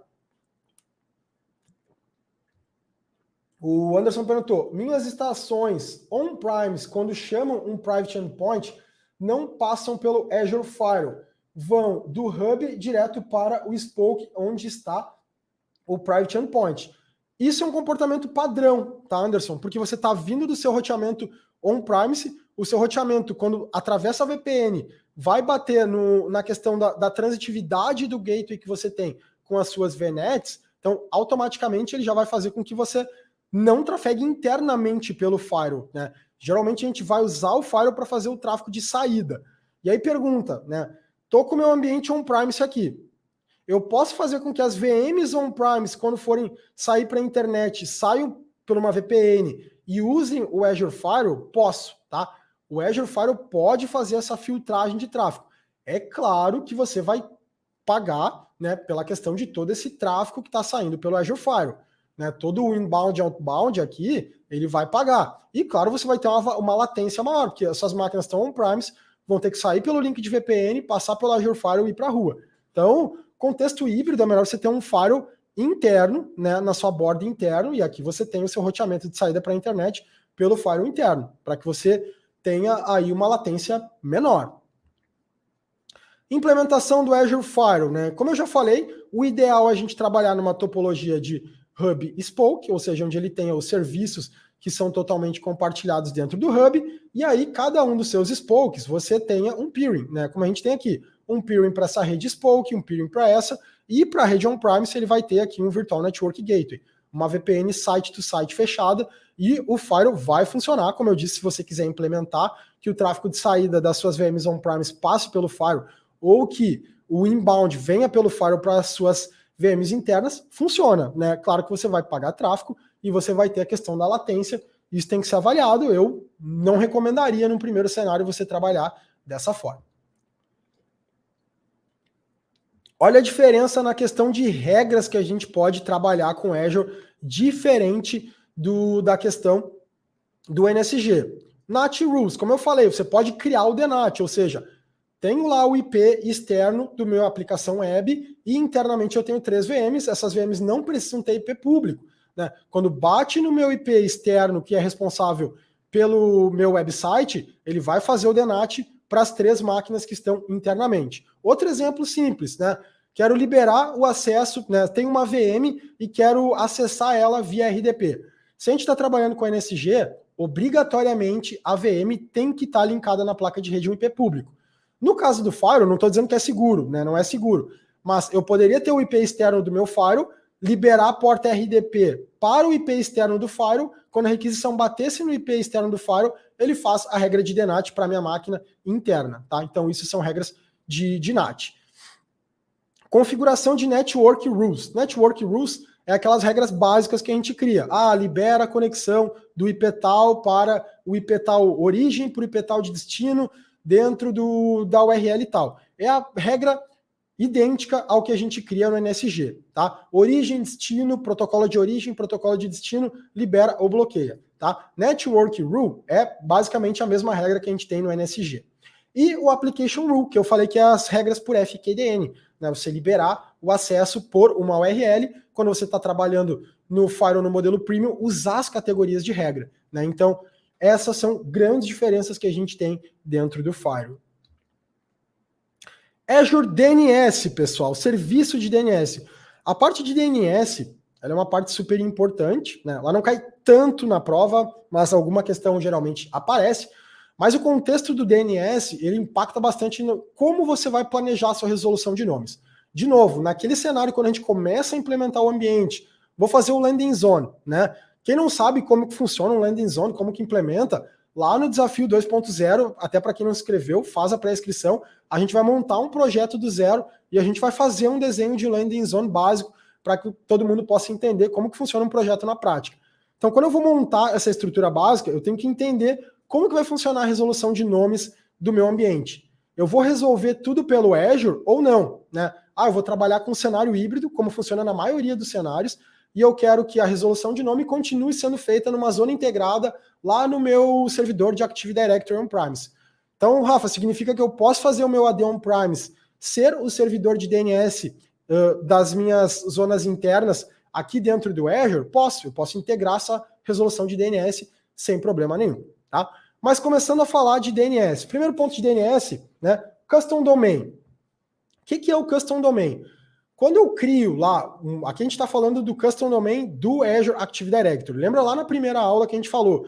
Quando a gente cria um tenant, ele vem com .onmicrosoft.com, certo? Sempre o tenant é .onmicrosoft.com, ele é o endereço primário. Você não pode mudar esse endereço, né? Eu posso até usar um outro endereço customizável, que é isso que a gente faz, mas o OnMicrosoft ele nunca deixa de existir.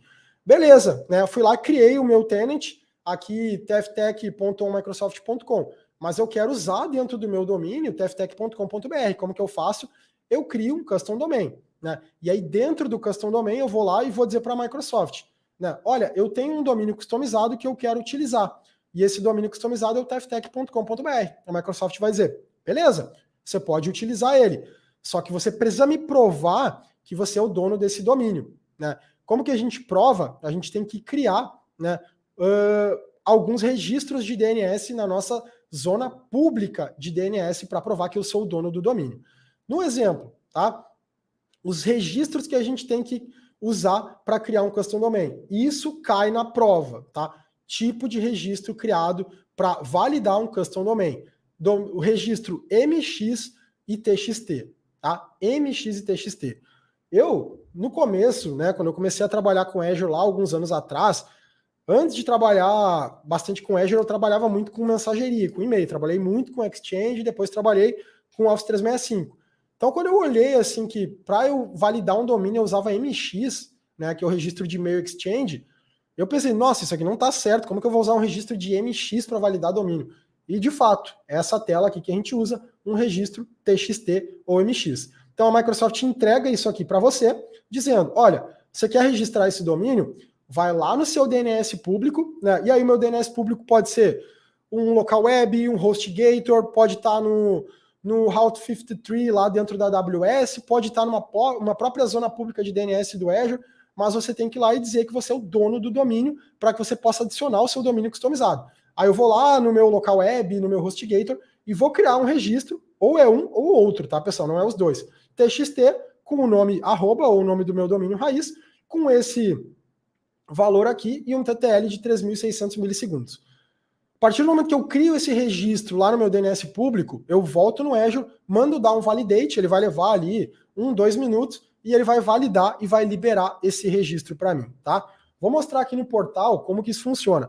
Esse meu registro aqui, partiu nuvem.corp, ele é um registro que ele está validado de verdade, tá? Dentro do meu Azure Active Directory, aqui em Custom Domain, eu vou ter o meu domínio primário, que é o partiu nuvem corp.microsoft, e o meu domínio customizado, que esse aqui eu adicionei partilnuvem.com.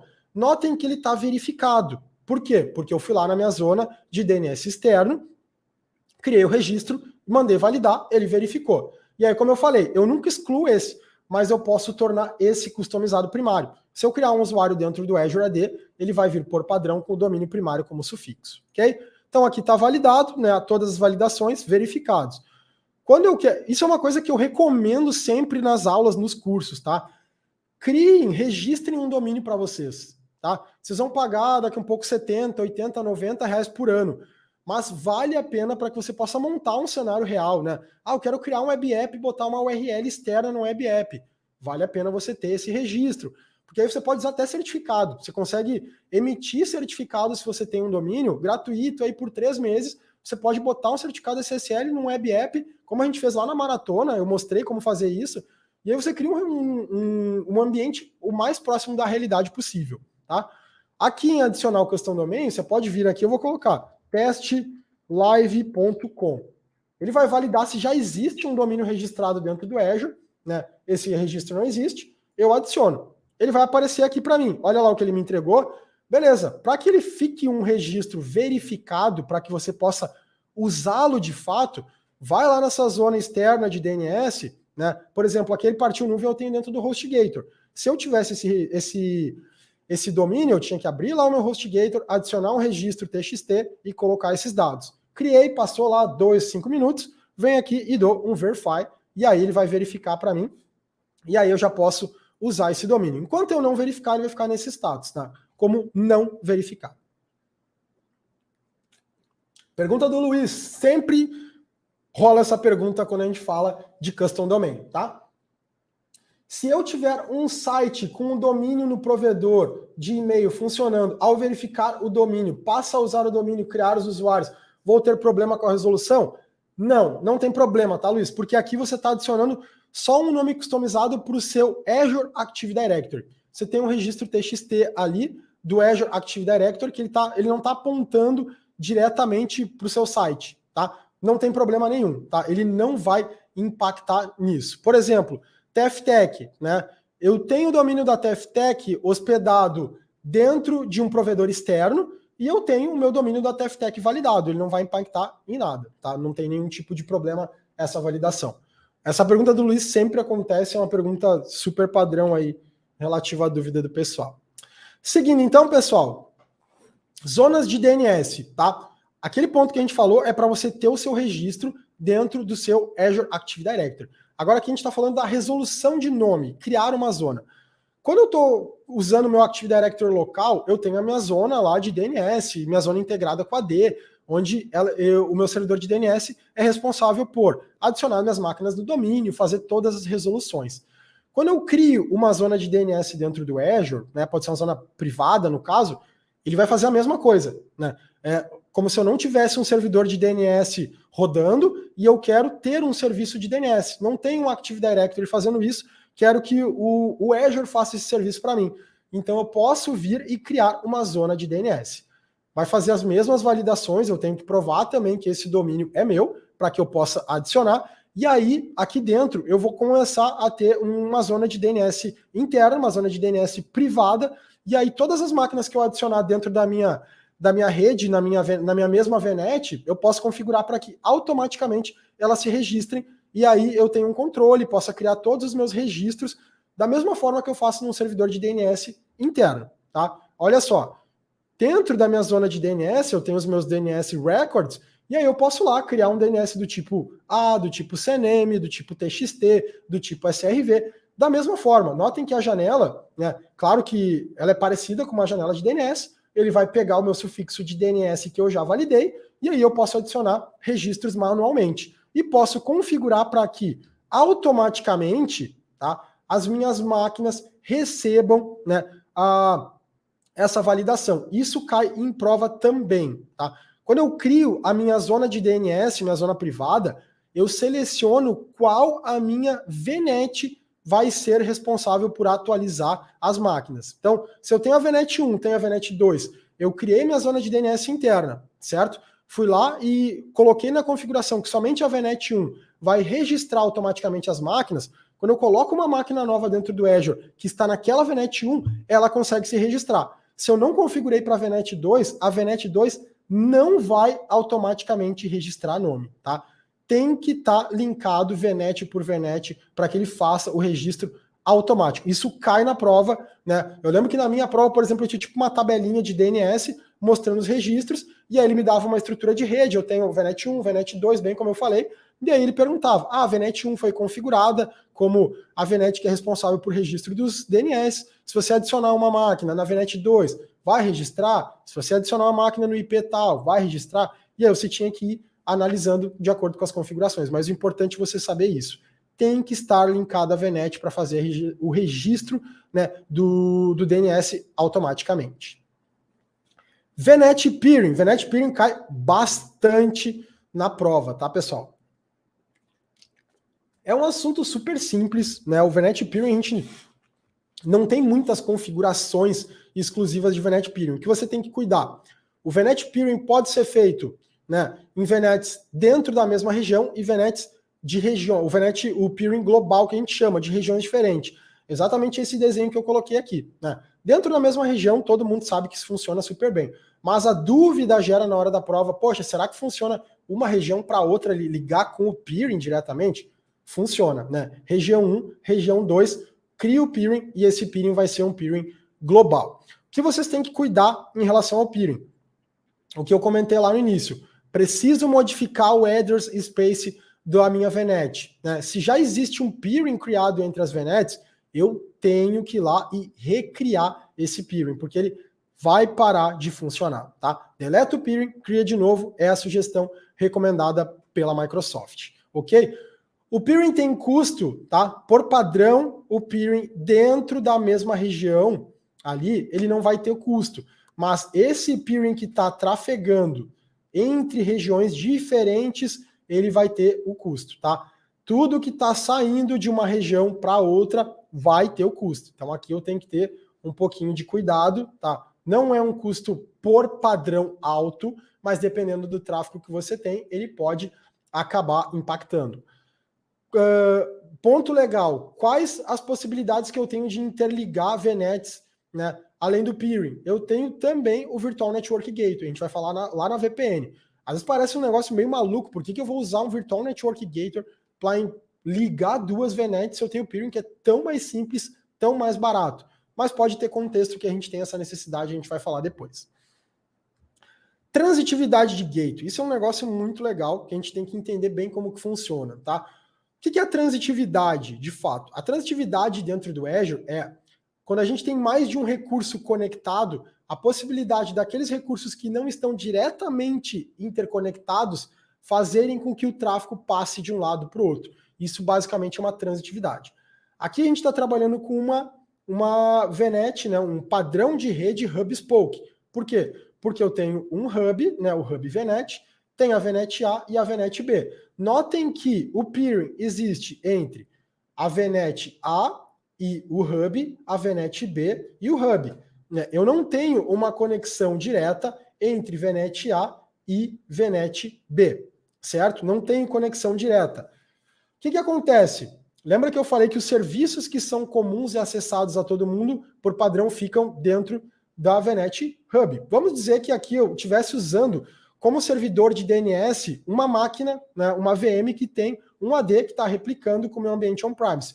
Eu colocaria essa VM com AD dentro do Hub. Por quê? Porque todos os outros spokes poderiam acessar diretamente o meu Hub. Então todo mundo que tem peering consumiria esse serviço, certo? Vamos lá. Falando da parte de gateway de transitividade, ele serve quando a gente tem um Virtual Network Gateway. O que é o Virtual Network Gateway? Seria o equipamento de borda do Azure que eu uso para linkar uma VPN, tá? É como se fosse o meu firewall, a minha máquina que faz o serviço de VPN lá on-premise. O Virtual Network Gateway, ele é o cara responsável por serviço de VPN na borda do Azure.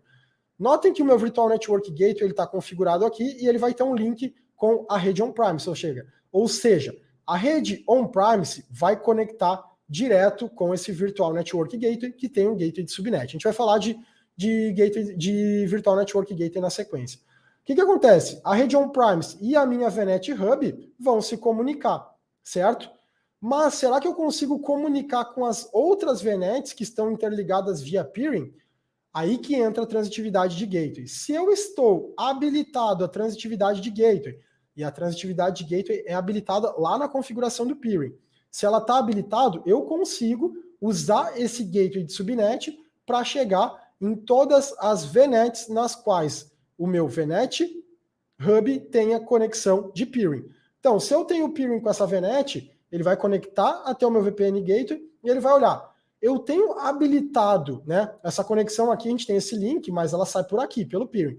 Eu tenho habilitado nesse peering transitividade de gateway? Tenho. Beleza, então eu posso chegar daqui, a minha conexão da rede on-premise pode vir por aqui e chegar numa máquina que está nessa subnet, tá? Se nesse peering eu não tenho habilitado a transitividade de gateway, ele vai vir até aqui, vai olhar que ele tem um roteamento para chegar nessa rede aqui, mas ele vai bater. Tenho como chegar lá? Não tenho, porque eu não tenho transitividade de gateway habilitada. Então ele barraria esse tipo de conexão, ok?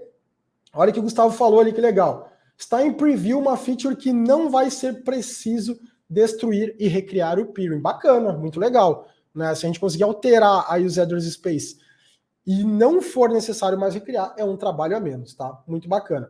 Importante, tá, pessoal? Tudo que está em preview não conta para prova, tá? Só o que está em GA. Pergunta do Vitor. Transitividade de gateway é como se fosse um atalho? É mais ou menos um atalho. É como se eu estivesse permitindo a conexão por esse link que eu tenho, tá? Passa através de mim para chegar no outro ponto, tá? O cara on-premise, ele quer chegar aqui. A transitividade permite que eu use esse canal de comunicação que eu tenho para chegar lá no meu destino final, tá? Então eu tenho que estar com essa transitividade habilitada. Se eu não tenho, ele não vai permitir que eu conecte diretamente e aí essa comunicação não vai ocorrer. E aí, como a gente falou de gateway, a gente vai falar do VPN Gateway. O que é o VPN Gateway, tá? Assim como a gente tem uma VPN no nosso ambiente on-premise, né? Cenários de home office que a gente está trabalhando, a gente tem VPN que possibilita que eu aqui com o meu notebook conecte na minha empresa através de VPN, né? Então, isso é um dos padrões de VPN. Conecto o meu cliente com o meu ambiente de rede, onde está todos os meus serviços rodando. Eu posso usar uma VPN diferente. Estou aqui na minha empresa, né, trabalhando, e eu quero fazer uma VPN, eu vou linkar os serviços com a TFTech.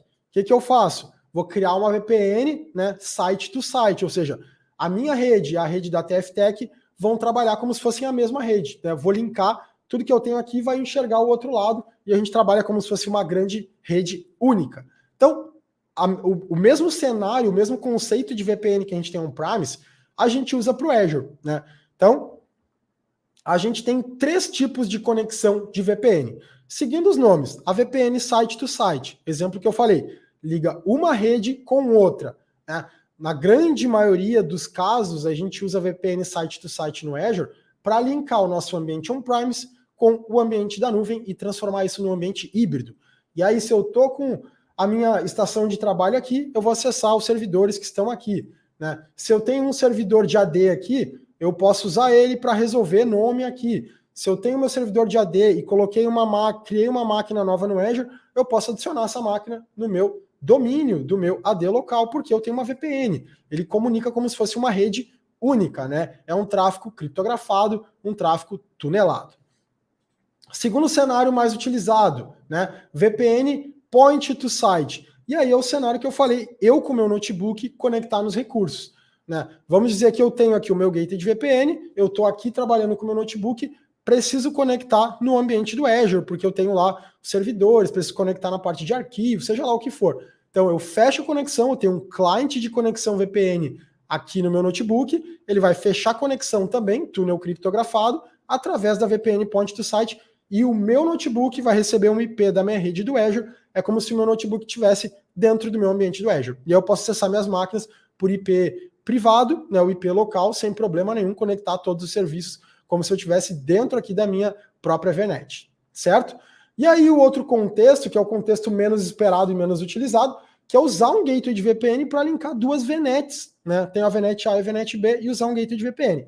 E aí vem a questão, Rafa, por que eu usaria um gateway de VPN, que é muito mais caro, né? Um gateway de VPN aí, no primeiro padrão, você já começa pagando aproximadamente uns R$500 por mês. Então, por que eu usaria um gateway de VPN para ligar 2 VNets se eu posso interligar elas via peering? Um contexto exemplifica bem. Pode ter alguns cenários diferentes, né?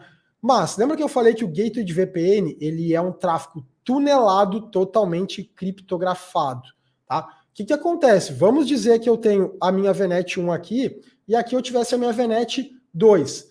E aí, nesse contexto, eu tenho um banco de dados aqui, um SQL Server aqui, e um SQL Server desse lado. E eu quero fazer a replicação de dados desse SQL Server. E aí eu tenho a normativa no meu padrão de compliance que obrigatoriamente todo o tráfego de replicação, todo o tráfego de comunicação desses bancos de dados precisa ser tunelado, precisa ser criptografado com tráfego isolado. Né? Nesse contexto, eu teria que criar, por exemplo, um Virtual Network Gateway para linkar essas 2 VNets, e aí garantir que o meu tráfego entre as VNets tivesse aí uma criptografia né, viesse totalmente tunelado, totalmente criptografado para atender um padrão de compliance. É mais caro? É mais caro, né? Mas a gente sabe que quanto maior o padrão de segurança, quanto maior o padrão de norma de conformidade que a gente tem que atender, a gente precisaria trabalhar nesse contexto. O Vinícius perguntou, numa arquitetura pequena, posso ter só o Virtual Network Gateway e as VMs através dele? Poderia, né? Poderia ter, né? Poderia trabalhar. Se eu tenho uma estrutura pequena, né, onde eu quero interligar um ambiente ou proporcionar acesso para os clientes externos, eu poderia ter o Virtual Network Gateway. Aí tudo depende do que a gente vai conectar, né? O Vinícius é o cara da segurança e manja bastante de segurança. Na questão de segurança, o que eu vou ter que atender ali dentro, né? Mas eu conseguiria interligar. Tecnicamente seria possível e viável. Criação do Virtual Network Gateway. Galera, isso aqui cai muito na prova, tá? Eu aconselho vocês a praticarem bastante a criação de VPN, porque são passos que as primeiras vezes que a gente cria pode ficar um pouco assim obscuro. Por que eu tenho que criar isso? Por que eu tenho que criar esse outro ponto? Qual que é a diferença desse item para o outro? Tá? Para a gente criar uma VPN, a gente tem pelo menos 4 passos dentro do Azure. Tá?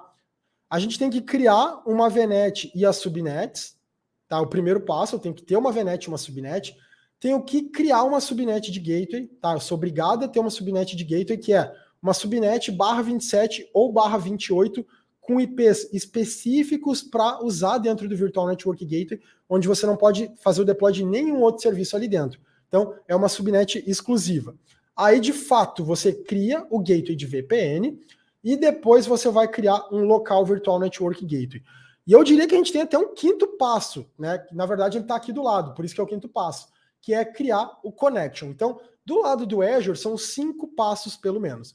Esse passo aqui é opcional, geralmente ele não cai na prova, que é você especificar um servidor de DNS dentro da VNet para ter resolução de nome. Então, cria a VNet e a subnet, cria uma subnet de gateway, faz o deploy do Virtual Network Gateway. Dentro do Virtual Network Gateway, você vai, depois que você criou o Virtual Network Gateway, você vai criar um Local Network Gateway. Tá? E aqui a galera confunde muito. Por que o Local Network Gateway? O Local Network Gateway é onde você vai dizer tudo referente à sua conexão com o ambiente on-premise. Aqui fica uma dica para vocês facilitarem a lembrança. Quando falar em virtual, é do lado do Azure. Quando falar em local, é do lado on-premise. Então, se eu vou criar o Local Network Gateway, são as informações do gateway da minha rede local. O que vai nessas informações? Por exemplo, o IP do meu dispositivo de firewall, a minha máquina, o meu appliance que está lá na borda. Né? É o IP do equipamento no qual eu vou fechar a conexão. E quais são as redes que eu vou comunicar? Por exemplo, aqui da rede local, eu posso ter 15 subnets, mas eu vou fechar subnet só, eu vou fechar a VPN só com 2 subnets. E aqui dentro do Local Network Gateway, eu vou dizer quais são os IPs que eu vou comunicar. E aqueles IPs ali é onde ele vai criar o roteamento. Se eu precisar conectar com uma outra rede interna que não está linkada, eu posso ir lá depois e adicionar esse range dentro do Local Network Gateway, tá? Depois que eu criei o Local Network Gateway e eu já tenho o meu Virtual Network Gateway, ou seja, a conexão do lado do Azure e a conexão do lado do local. Aí eu vou criar um connection, que eu vou dizer, esse connection vai interligar o Virtual Network Gateway que está no Azure com o Local Network Gateway que está dentro da rede local. E aí ele vai fazer o sync. Ele vai ter uma chave compartilhada, né, um shared key, onde você vai colocar, que é como se fosse um segredo, do lado do Virtual Network Gateway do Azure, e que você tem que colocar lá no seu dispositivo on-premise. Lá no desafio a gente vai criar a VPN também, simulando tudo no Azure, então eu vou mostrar como é que vai funcionar esse cenário. Se você quer olhar também no canal do YouTube, tem uma aula de criação de VPN site to site, de VPN point to site, aí tudo bem exemplificado. Mais uma vez, testem esses passos, fiquem com esses 5 passos, né? VNet, subnet, gateway de subnet, Virtual Network Gateway, Local Network Gateway e o Connection. Tem que estar isso na ponta da língua para quando vocês forem para a prova conseguir entender de forma bastante satisfatória. Requisitos para criar o Virtual Network Gateway, então, pessoal. Quando eu vou criar o Virtual Network Gateway, eu preciso ter uma subnet exclusiva, que é o gateway de subnet. Como que cria o gateway de subnet? Vou até abrir o portal aqui para mostrar para quem nunca viu. Tá? Eu posso criar dentro de qualquer subnet, de qualquer VNet que eu tenha, eu posso ir lá e criar um gateway de subnet. Tá? Deixa eu vir aqui nos meus virtual network, nas minhas virtual networks, eu só tenho uma, VNet PRD, e aqui dentro dessa minha VNet, eu vou entrar nas subnets, onde eu vou criar novas subnets. Notem que eu tenho uma subnet de desktop e uma subnet de servers. E olha aqui, gateway subnet. Quando eu mandar criar, automaticamente, né, ele vai vir aqui, ele coloca esse nome é obrigatório, assim como no Bastion a gente tem um nome obrigatório, gateway de subnet, isso aqui você não altera. O que você vai alterar é o address range. Por quê? A Microsoft coloca na documentação que é sugerido usar um /27 ou um /28. Por quê? Porque ele não precisa usar esses 251 endereços. Então você vai colocar um /27, por exemplo, para usar 27 endereços, ou um /28, se você vai usar 11 endereços, tá?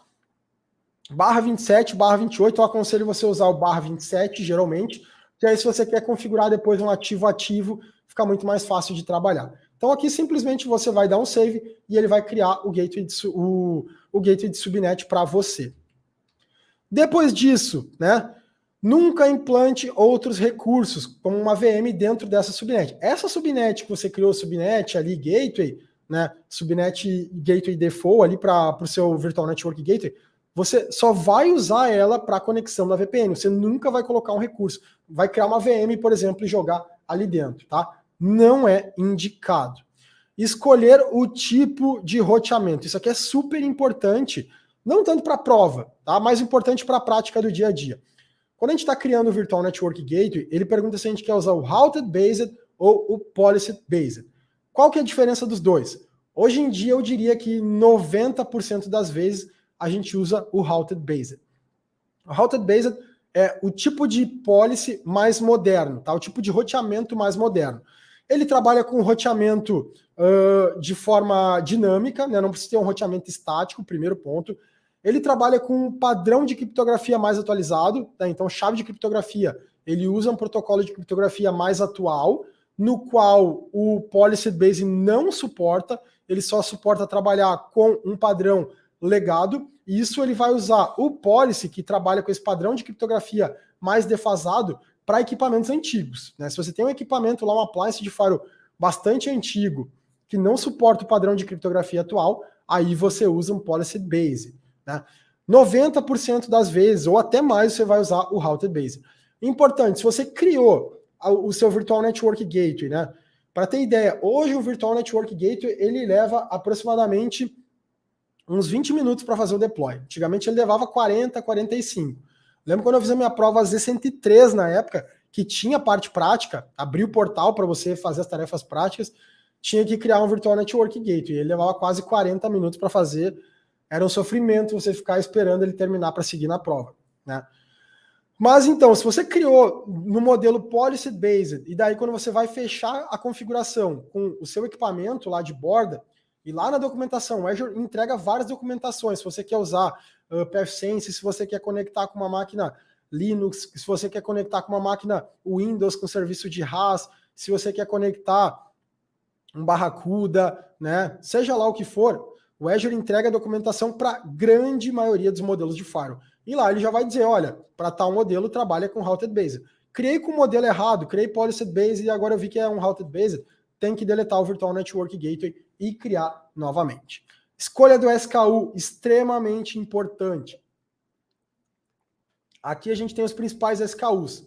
Cada modelo de SKU vai ter limites de conexão diferente, vai ter throughput de rede diferente e vai ter também um custo diferente, né?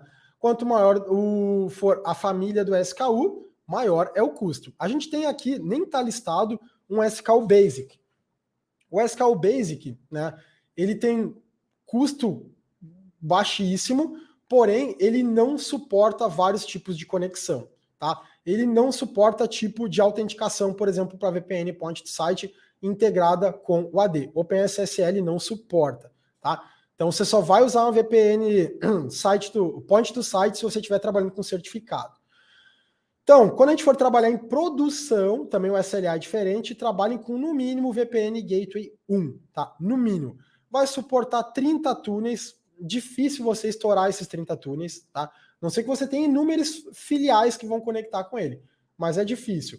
Aqui, conexão point to site, ou seja, clientes, né? O notebook que está conectando com o seu gateway. Então, se você está usando o Gateway 1, ele suporta até 250 clientes, por exemplo. Se eu tenho 250 pessoas que precisam conectar, posso usar esse. Se eu já tenho 400, 500 pessoas, eu tenho que pensar num novo modelo de gateway. Cuidem que aqui ele repete, mas ele tem o generation, tá? Que é diferente 1 e 2. E aqui o throughput, tá? O máximo de throughput que ele vai conectar com o ambiente do Azure. 650 Mbps, ele pode chegar até 10 GB. Ponto importante que eu sempre lembro, tá? Tá criando uma VPN point to site com Azure. Não adianta nada eu colocar uma VPN que vai ter um throughput aqui de 10 GB. Para fazer uma VPN, uma configuração de uma VPN site to site, eu vou sair pelo meu link de internet, né? Apesar do tráfego ser criptografado, eu uso a performance do meu link de internet, né? A largura de banda do meu link de internet. Nada adianta eu ter 10 GB aqui de throughput se o meu link de internet, por exemplo, é 200 MB. Então não tem porquê, eu não vou nunca gerar um throughput de 10 GB durante esse link, ele vai estar limitado pelo meu link de internet. O Mailson perguntou, essa tabela contém SKU, precisa decorar para a prova? Não, não precisa decorar, tá, Mailson? Só tem que entender, assim, ó, a diferença principalmente dos gateways padrões para o básico, não usar o básico, tá? Pega como base o primeiro aqui para você ter uma ideia, mas não precisa decorar a tabela, tá? Geralmente ele pergunta se você tem que usar, pode usar o básico ou tem que usar um desses modelos de gateway. Não usem básico para produção, tá? Básico somente para ambiente de teste. Seguindo, agora a gente vai para a parte de balanceamento de carga. A gente vai falar de Azure Load Balancer. A gente tem praticamente 4 modelos de serviços de balanceamento de carga dentro do Azure. A gente tem o Azure Load Balancer, a gente tem o Application Gateway, a gente tem o Front Door e a gente tem o Traffic Manager. Desses 4, para a prova AZ104, somente 2 são cobrados, que é o Load Balancer e o Application Gateway. O Front Door e o Traffic Manager, eles são cobrados no exame AZ700, que é exclusivo de rede, no exame AZ303, 304 e no exame AZ305, tá? Que inclusive deixou de ser beta essa semana, então agora já está para valer o exame AZ305, então já não é mais uma prova beta. Então, falando dos 2 modelos que são cobrados na prova, começando pelo Azure Load Balancer. É o modelo mais simples de balanceamento de carga que a gente tem, ele não atende todos os cenários, todas as necessidades, né? Eu diria que você utiliza somente, apesar dele ser utilizado publicamente, eu não recomendo muito utilizar o Load Balancer para serviços públicos. Vou explicar o porquê. O Azure Load Balancer, ele trabalha de uma forma bastante simples, tá? Ele vai usar um serviço que pode ser com IP público ou não, ou seja, eu posso ter um load balancer interno apenas, né? Se eu quero colocar um IP público que vai atirar a conexão, vai balancear a conexão para 3 máquinas internas, né? Eu tenho uma intranet que tem 3 máquinas, eu quero colocar um load balancer interno e ele faz o balanceamento de carga para as 3 máquinas de intranet. Ou então, eu tenho 3 servidores de bancos de dados que são acessados somente internamente, eu coloco um load balancer interno e ele faz a conexão, né, o balanceamento de carga para meus servidores. Para cenário interno, eu acho que ele funciona super bem, atende muito bem a necessidade. Mas ele pode ser usado como um load balancer público. E aí o que acontece? Nesse front-end aqui, ele vai ganhar um IP público e ele está de cara para a rua. Por que eu não recomendo usar ele diretamente para uma publicação externa? Porque ele não tem uma camada de proteção, tá? Ele não tem uma filtragem de pacotes externos, ele tem que estar linkado com outro serviço. Mas quando ele recebe um IP público, vamos dizer que você configurou um load balancer e ele tem um IP público e você colocou máquinas no back-end, você não tem uma filtragem lá de HTTPS, por exemplo, nativamente, né? Isso é importante. Aqui esse IP público ele vai trabalhar só em HTTP, tá? Aqui na borda você não vai colocar um certificado. Então tem uns pontos que o Load Balancer ele não é o mais indicado para que você publique uma aplicação externamente. Ele pode controlar esse tráfego de entrada, dependendo do SKU, você também pode fazer a saída por ele, tá? eu quero que todas as minhas máquinas saiam com o IP público do load balancer. Eu posso configurar uma regra de outbound se eu estou trabalhando com o load balancer no modelo standard e ele pode controlar a saída, tá? Funciona bem? Eu acho que ele funciona bem para cenário interno. Para cenário público, eu não recomendo muito a utilização dele. E aí a gente tem os dois SKUs, tá? Para ambientes de teste, o SKU Basic funciona bem, porque ele é gratuito. Você não tem custo para usar o Load Balancer Basic, mas só para cenário de teste. Por quê? Notem que o SKU Basic ele não tem SLA, ou seja, a Microsoft não dá uma garantia para você de, olha, ele vai ficar 99,99% disponível. Lembrem que quando o serviço tem um SLA, se a Microsoft não atende esse SLA para você no mês, ela tem que ressarcir você em termos de crédito referente ao tempo que o serviço ficou fora. Quando a gente vai para o SKU Standard, que eu digo, claro que não é obrigado, se você quer colocar um SKU Basic para atender um serviço de produção, você pode, né? Você não é barrado. Mas eu sempre digo, não coloquem serviços sem SLA em produção. Então a gente teria que usar um SKU Standard. Esse SKU Standard ele tem custo, e aí ele já tem um SLA de 99,99. O SKU Basic ele tem uma limitação de 300 instâncias no back-end, ou seja, eu posso colocar 300 máquinas como o meu back-end. Quando bater a conexão no load balancer, posso ter 300 máquinas fazendo o serviço de back-end que ele pode redirecionar esse tráfego. Quando eu estou trabalhando com o standard, ele chega até 1000 instâncias. Muito difícil em cenário de produção a gente conseguir bater esse número aqui de instâncias, tá? Health Probe. O que é a Health Probe? A Health Probe ela é basicamente o teste que ele faz de conexão do back-end pool. Ou seja, vamos voltar aqui nesse cenário, tá? Eu tenho o meu IP aqui, independente se ele é público ou se ele é interno. Eu tenho um IP VIP aqui, tá? Que é o IP do load balancer. Os meus clientes, eles vão conectar pelo IP do load balancer. Eles nem conhecem o IP das máquinas que estão lá no back-end pool. Quando ele bate aqui a conexão, ele vai fazer, né, um balanceamento de carga dependendo de como eu criei a minha regra. Né? A regra pode fazer com que ele direcione conexão para qualquer uma dessas máquinas, ou daqui a um pouco eu posso ter uma persistência que eu falo, quando o cliente conectar, você atira para um servidor e mantém a persistência da conexão sempre com o mesmo servidor.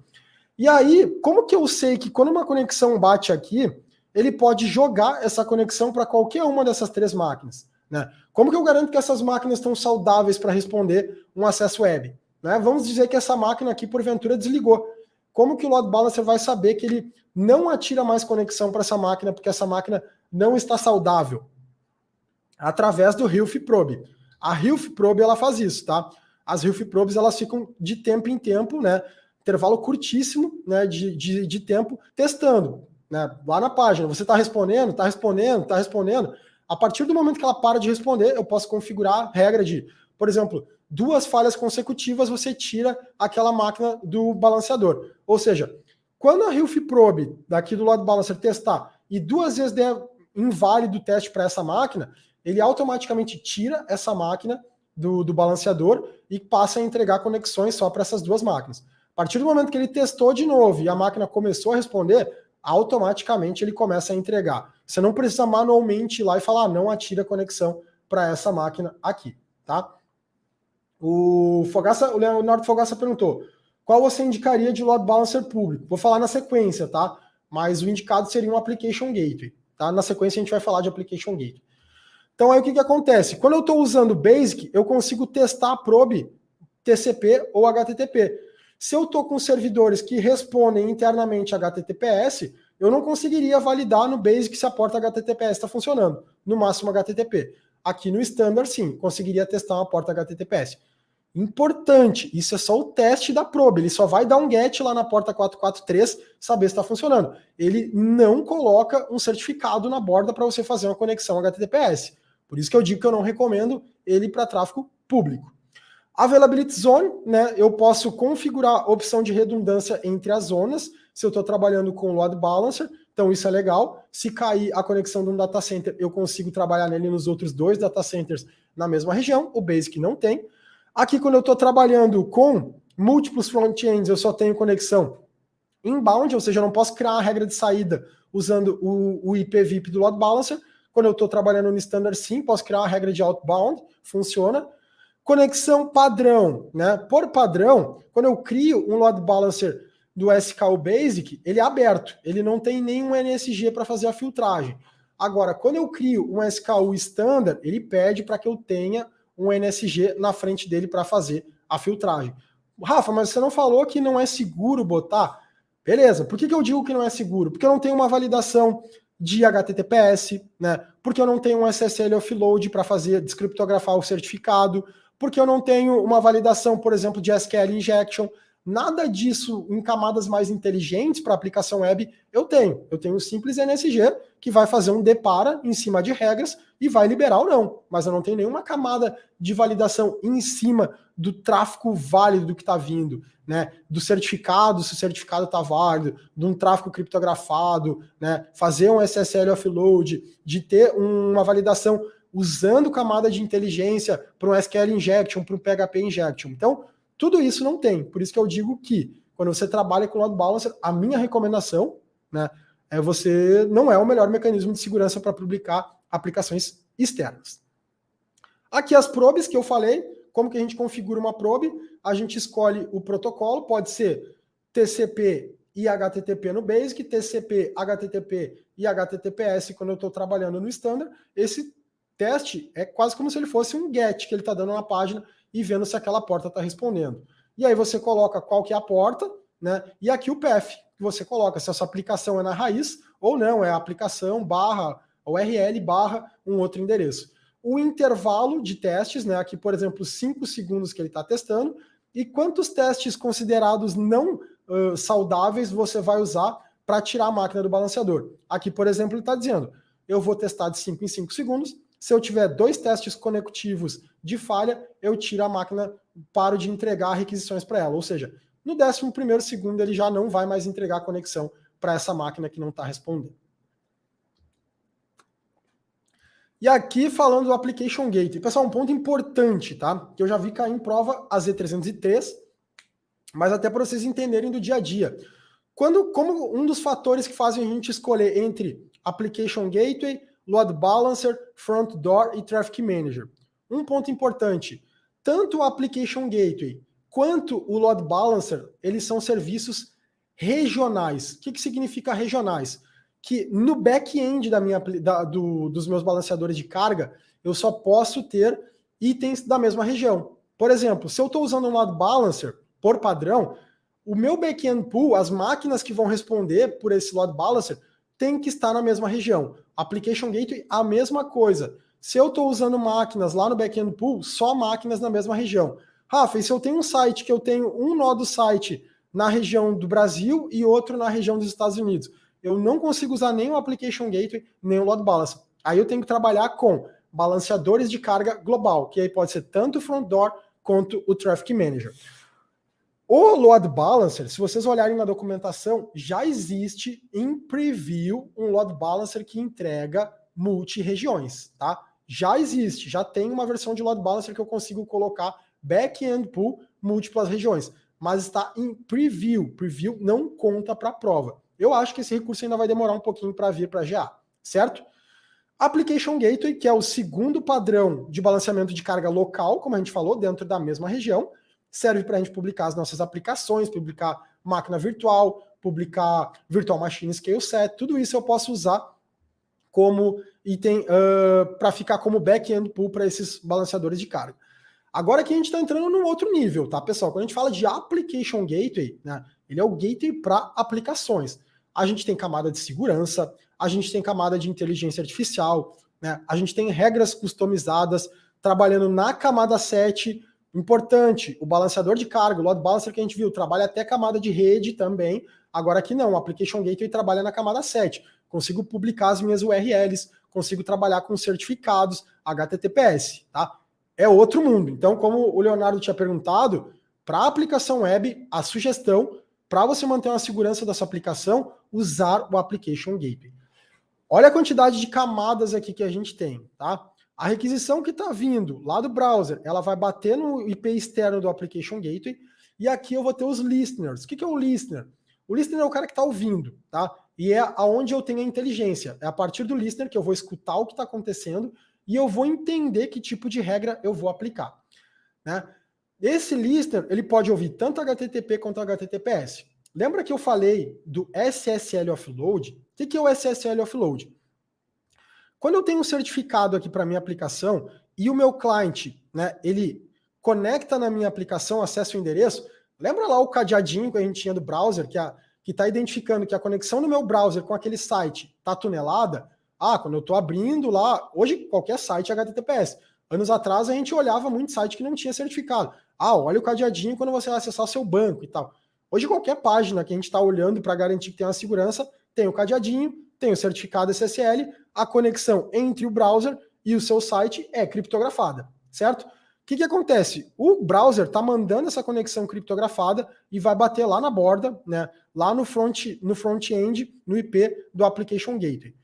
Essa conexão criptografada, para que ela seja entregue lá no backend pool, esse backend pool pode ser VM, pode ser Virtual Machine Scale Set, pode ser um web app, pode ser um servidor on-premise. Tudo que eu tenha um IP que comunique, ele pode ser um back-end. Rafa, quer dizer que se eu tenho uma máquina rodando em S no ambiente on-premise e eu quero publicar essa aplicação, eu posso jogar ela como um back-end pool do Application Gateway? Pode, tá? Chegou essa conexão que está vindo totalmente criptografada do browser com o Application Gateway. Para eu entregar isso para as VMs, tá? A tratativa lá no backend pool tem que descriptografar a requisição. Para entender o que é a requisição, pega, descriptografa, atende a requisição, criptografa novamente e faz o caminho de volta, certo? O que acontece? Esse papel de descriptografar e criptografar todas as requisições que chegam pode não parecer algo muito custoso, mas é um dos itens que mais consome recurso das máquinas quando as máquinas precisam fazer o SSL offload. Isso é o SSL offload. Quando eu estou trabalhando com o listener, eu posso entregar ao listener a capacidade dele descriptografar esse tráfego e entregar esse tráfego, por exemplo, no formato HTTP para o meu back-end. O meu back-end vai economizar muito recurso porque ele não precisa trabalhar com a criptografia. Ele devolve esse tráfego sem criptografia, HTTP, porque é um tráfego rede interna, e aí o listener criptografa de novo e devolve, certo? Então, poupa muito trabalho. Mas eu sou obrigado a trabalhar com esse tráfego aqui num modelo de criptografia end-to-end, né, de ponta a ponta.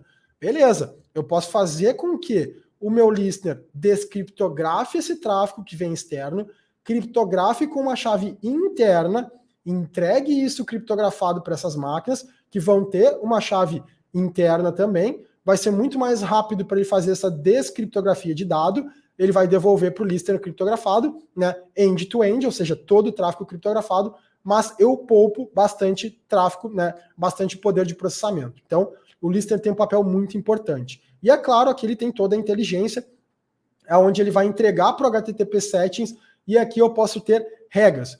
Essas regras caem muito na prova, e eu vou mostrar aqui o que ele pode utilizar. A gente pode trabalhar com 2 padrões de roteamento, vocês têm que saber isso para a prova, porque vai cair. Path-Based Routing e Multiple Site Routing. O que isso significa? Olha o tamanho da inteligência que o listener adiciona para nós. Significa que eu tenho o Application Gateway, né? E dentro do Application Gateway eu tenho o meu endereço contoso.com. Quando alguém digitar contoso.com, vai cair no Application Gateway, certo? Eu posso quebrar o acesso do meu site para servidores diferentes. Vamos dizer que eu tenho aqui internamente um pool de servidores que é responsável pelas imagens do meu site, né? Alguém que tem que acessar uma galeria de imagens com milhares de imagens, e aí o que eu faço? Eu coloco aqui 2 servidores que armazenam essas imagens, mas eu também tenho a parte de vídeos do meu site, e aí quem responde pelos vídeos são outros 2 servidores para poder fazer com que o serviço seja segmentado, tenha performance, e que eu não tenha que colocar tudo dentro de um pool. E aí eu consigo criar o Path-Based, ou seja, o caminho baseado em path. Quando o usuário digitar contoso.com/imagens, images, o Application Gateway vai olhar nas regras e vai entender. Olha só, eu tenho regras baseadas em caminho. Quando ele digitar images, atira para esse pool de servidores. Agora, se ele digitar vídeo, atira para esse pool de servidor. E eu posso criar uma terceira regra, que quando for o raiz, só contoso.com, ele pode direcionar, por exemplo, para qualquer pool ou para um outro pool específico. Então, Path-based atira para cada caminho, né, baseado na regra que eu criei.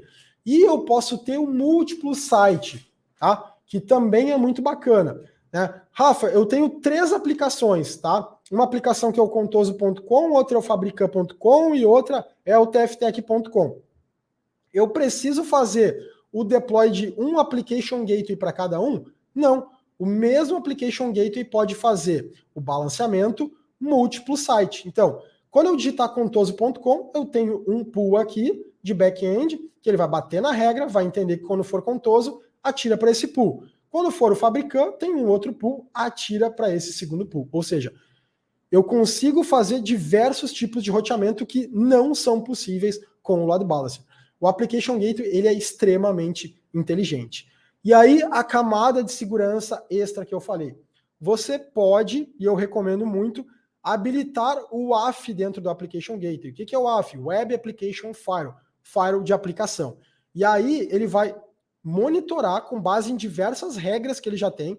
Ele traz várias regras prontas que você pode ativar, criar suas regras customizadas, que ele vai validar, por exemplo, um ataque, um SQL injection, um PHP injection. Se alguém tentar fazer algum tipo de ataque nesse contexto para sua aplicação, ele vai detectar e vai barrar automaticamente. Então ele tem uma camada de inteligência de um Web Application Firewall, e essas regras podem ser elas podem ser alimentadas automaticamente pelos padrões de segurança da Microsoft.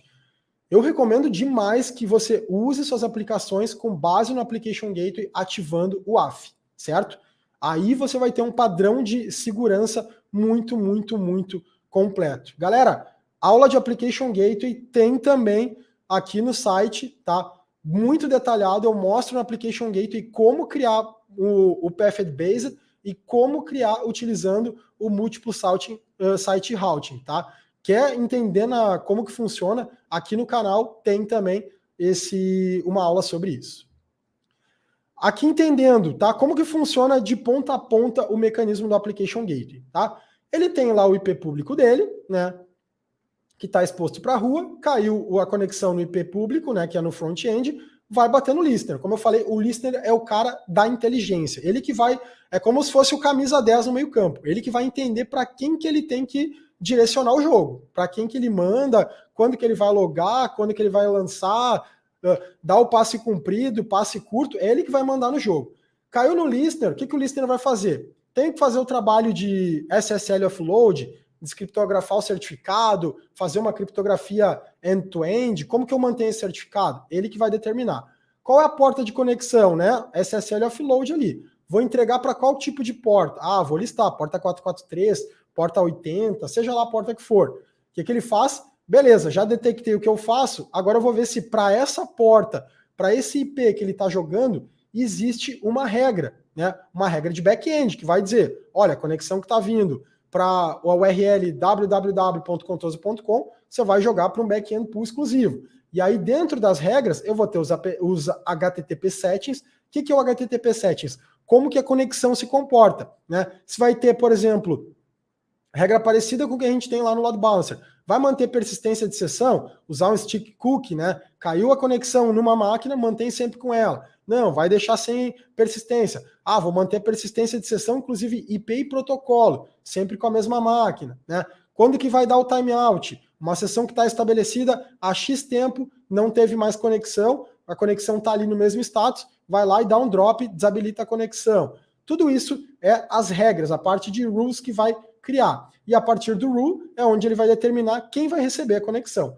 E é claro que no HTTP settings a gente vai ter as probes, né? Mesma coisa do load balancer. A probe vai ficar o tempo inteiro batendo, testando. Quem está no back-end pool está apto a receber conexão? Ó, testei por 2 vezes, vi que a máquina X não está respondendo. Beleza, não direciona mais nenhum tipo de conexão para ela, até que a gente entenda que ela está saudável novamente e possa voltar a receber conexão. Então, assim, quando a gente usa Application Gateway, ele tem uma camada de inteligência muito, muito, muito forte, tá? Ponto importante, todos esses itens que a gente está trabalhando, muitos deles podem ser concatenados dentro de uma estrutura, né? Rafa, você falou que, por exemplo, o Application Gateway é um dos mais indicados para publicar uma aplicação web. Mas se eu tenho uma aplicação web que ela roda aqui no Brasil e que ela roda lá nos Estados Unidos. Como que eu faço? Eu vou ter que ter duas URLs diferentes, eu não queria ter URLs diferentes. Eu posso colocar um front door ou um Traffic Manager na borda, que é o serviço global, e aí eu coloco as URLs lá no Traffic Manager ou no front door, e como back-end do Traffic Manager ou do front door, colocar dois Application Gateway. Um Application Gateway apontando para um web app ou para uma máquina que está no Brasil, e outro apontando para uma máquina, para um web app que está lá nos Estados Unidos. Tá? Isso são cenários avançados de desenho de infraestrutura que são totalmente possíveis quando a gente começa a expandir as aplicações para trabalhar no cenário global. Mas, de forma geral, a melhor solução que a gente tem para aplicação é o Application Gateway. Galera, então com isso a gente vai chegando aí no final da nossa segunda aula, né? Hoje sim conseguimos finalizar todo o conteúdo que eu tinha deixado. Como eu falei, semana passada minha voz não deixou finalizar, faltou alguns minutos. Falei, hoje a voz está 80% aí, mas acho que já deu para a gente fazer aí de maneira satisfatória a nossa live. Acho que a gente conseguiu passar pela grande maioria dos pontos. O link da apresentação já está aqui no vídeo. Eu vou alimentar também a descrição do vídeo com todos esses itens que eu falei. A aula que tem no canal do YouTube de Application Gateway, a aula que tem de Azure Firewall, todos esses pontos que a gente tem de aulas dos conteúdos que a gente falou para quem quiser se aprofundar um pouco mais, vai conseguir fazer um link e aí vai ter um conteúdo super completo, né? Vai conseguir aproveitar bem para fazer uma boa revisão para a próxima prova aí, quando vocês forem fazer a prova. Beleza? Galera, próxima semana, quinta-feira, às 20 horas, de novo aqui, a gente vai continuar a última aula. Como eu falei, eu não sei se a gente vai conseguir terminar toda a revisão, porque eu tinha programado lá no início uma passada um pouco mais rápida, mas a gente começou a aprofundar um pouco, olhar um pouquinho do portal, e eu acho que ficou num formato bacana. Talvez com uma aula só a gente não consiga terminar todo o conteúdo, porque a gente tem bastante coisa. Então, se a gente não terminar tudo nessa terceira aula, eu vou fazer a terceira aula, e daí eu vou postar uma quarta aula, tá? Daí não vai ser no formato live, porque a gente já tem a outra quinta do dia 24 reservada para começar o desafio Azure. Quando a gente começar o desafio, a gente vai ficar praticamente 3 semanas ali, 2 semanas e meia, fazendo só conteúdo do desafio, live, entrega de conteúdo, live, entrega de conteúdo. É aquelas semanas intensas. Mas aí eu publico um conteúdo offline mesmo no canal com o que faltar, para deixar completo para todo mundo que estiver fazendo a revisão. Galera, obrigado pela presença de todos vocês. Quem curtiu, deixa um like aí. E, galera, compartilhem o conteúdo com a galera que está estudando, que eu acredito que a ideia é ajudar o máximo possível de pessoas aí que estão buscando esse exame, a Z104, a se preparar aí com uma boa revisão para o exame. Galera, ótima noite para todos vocês, um bom restante de semana. Semana que vem a gente está aqui de novo na quinta-feira para mais uma aula. Espero que vocês tenham gostado do conteúdo. Grande abraço, galera, e até a próxima aula. Tchau, tchau, pessoal.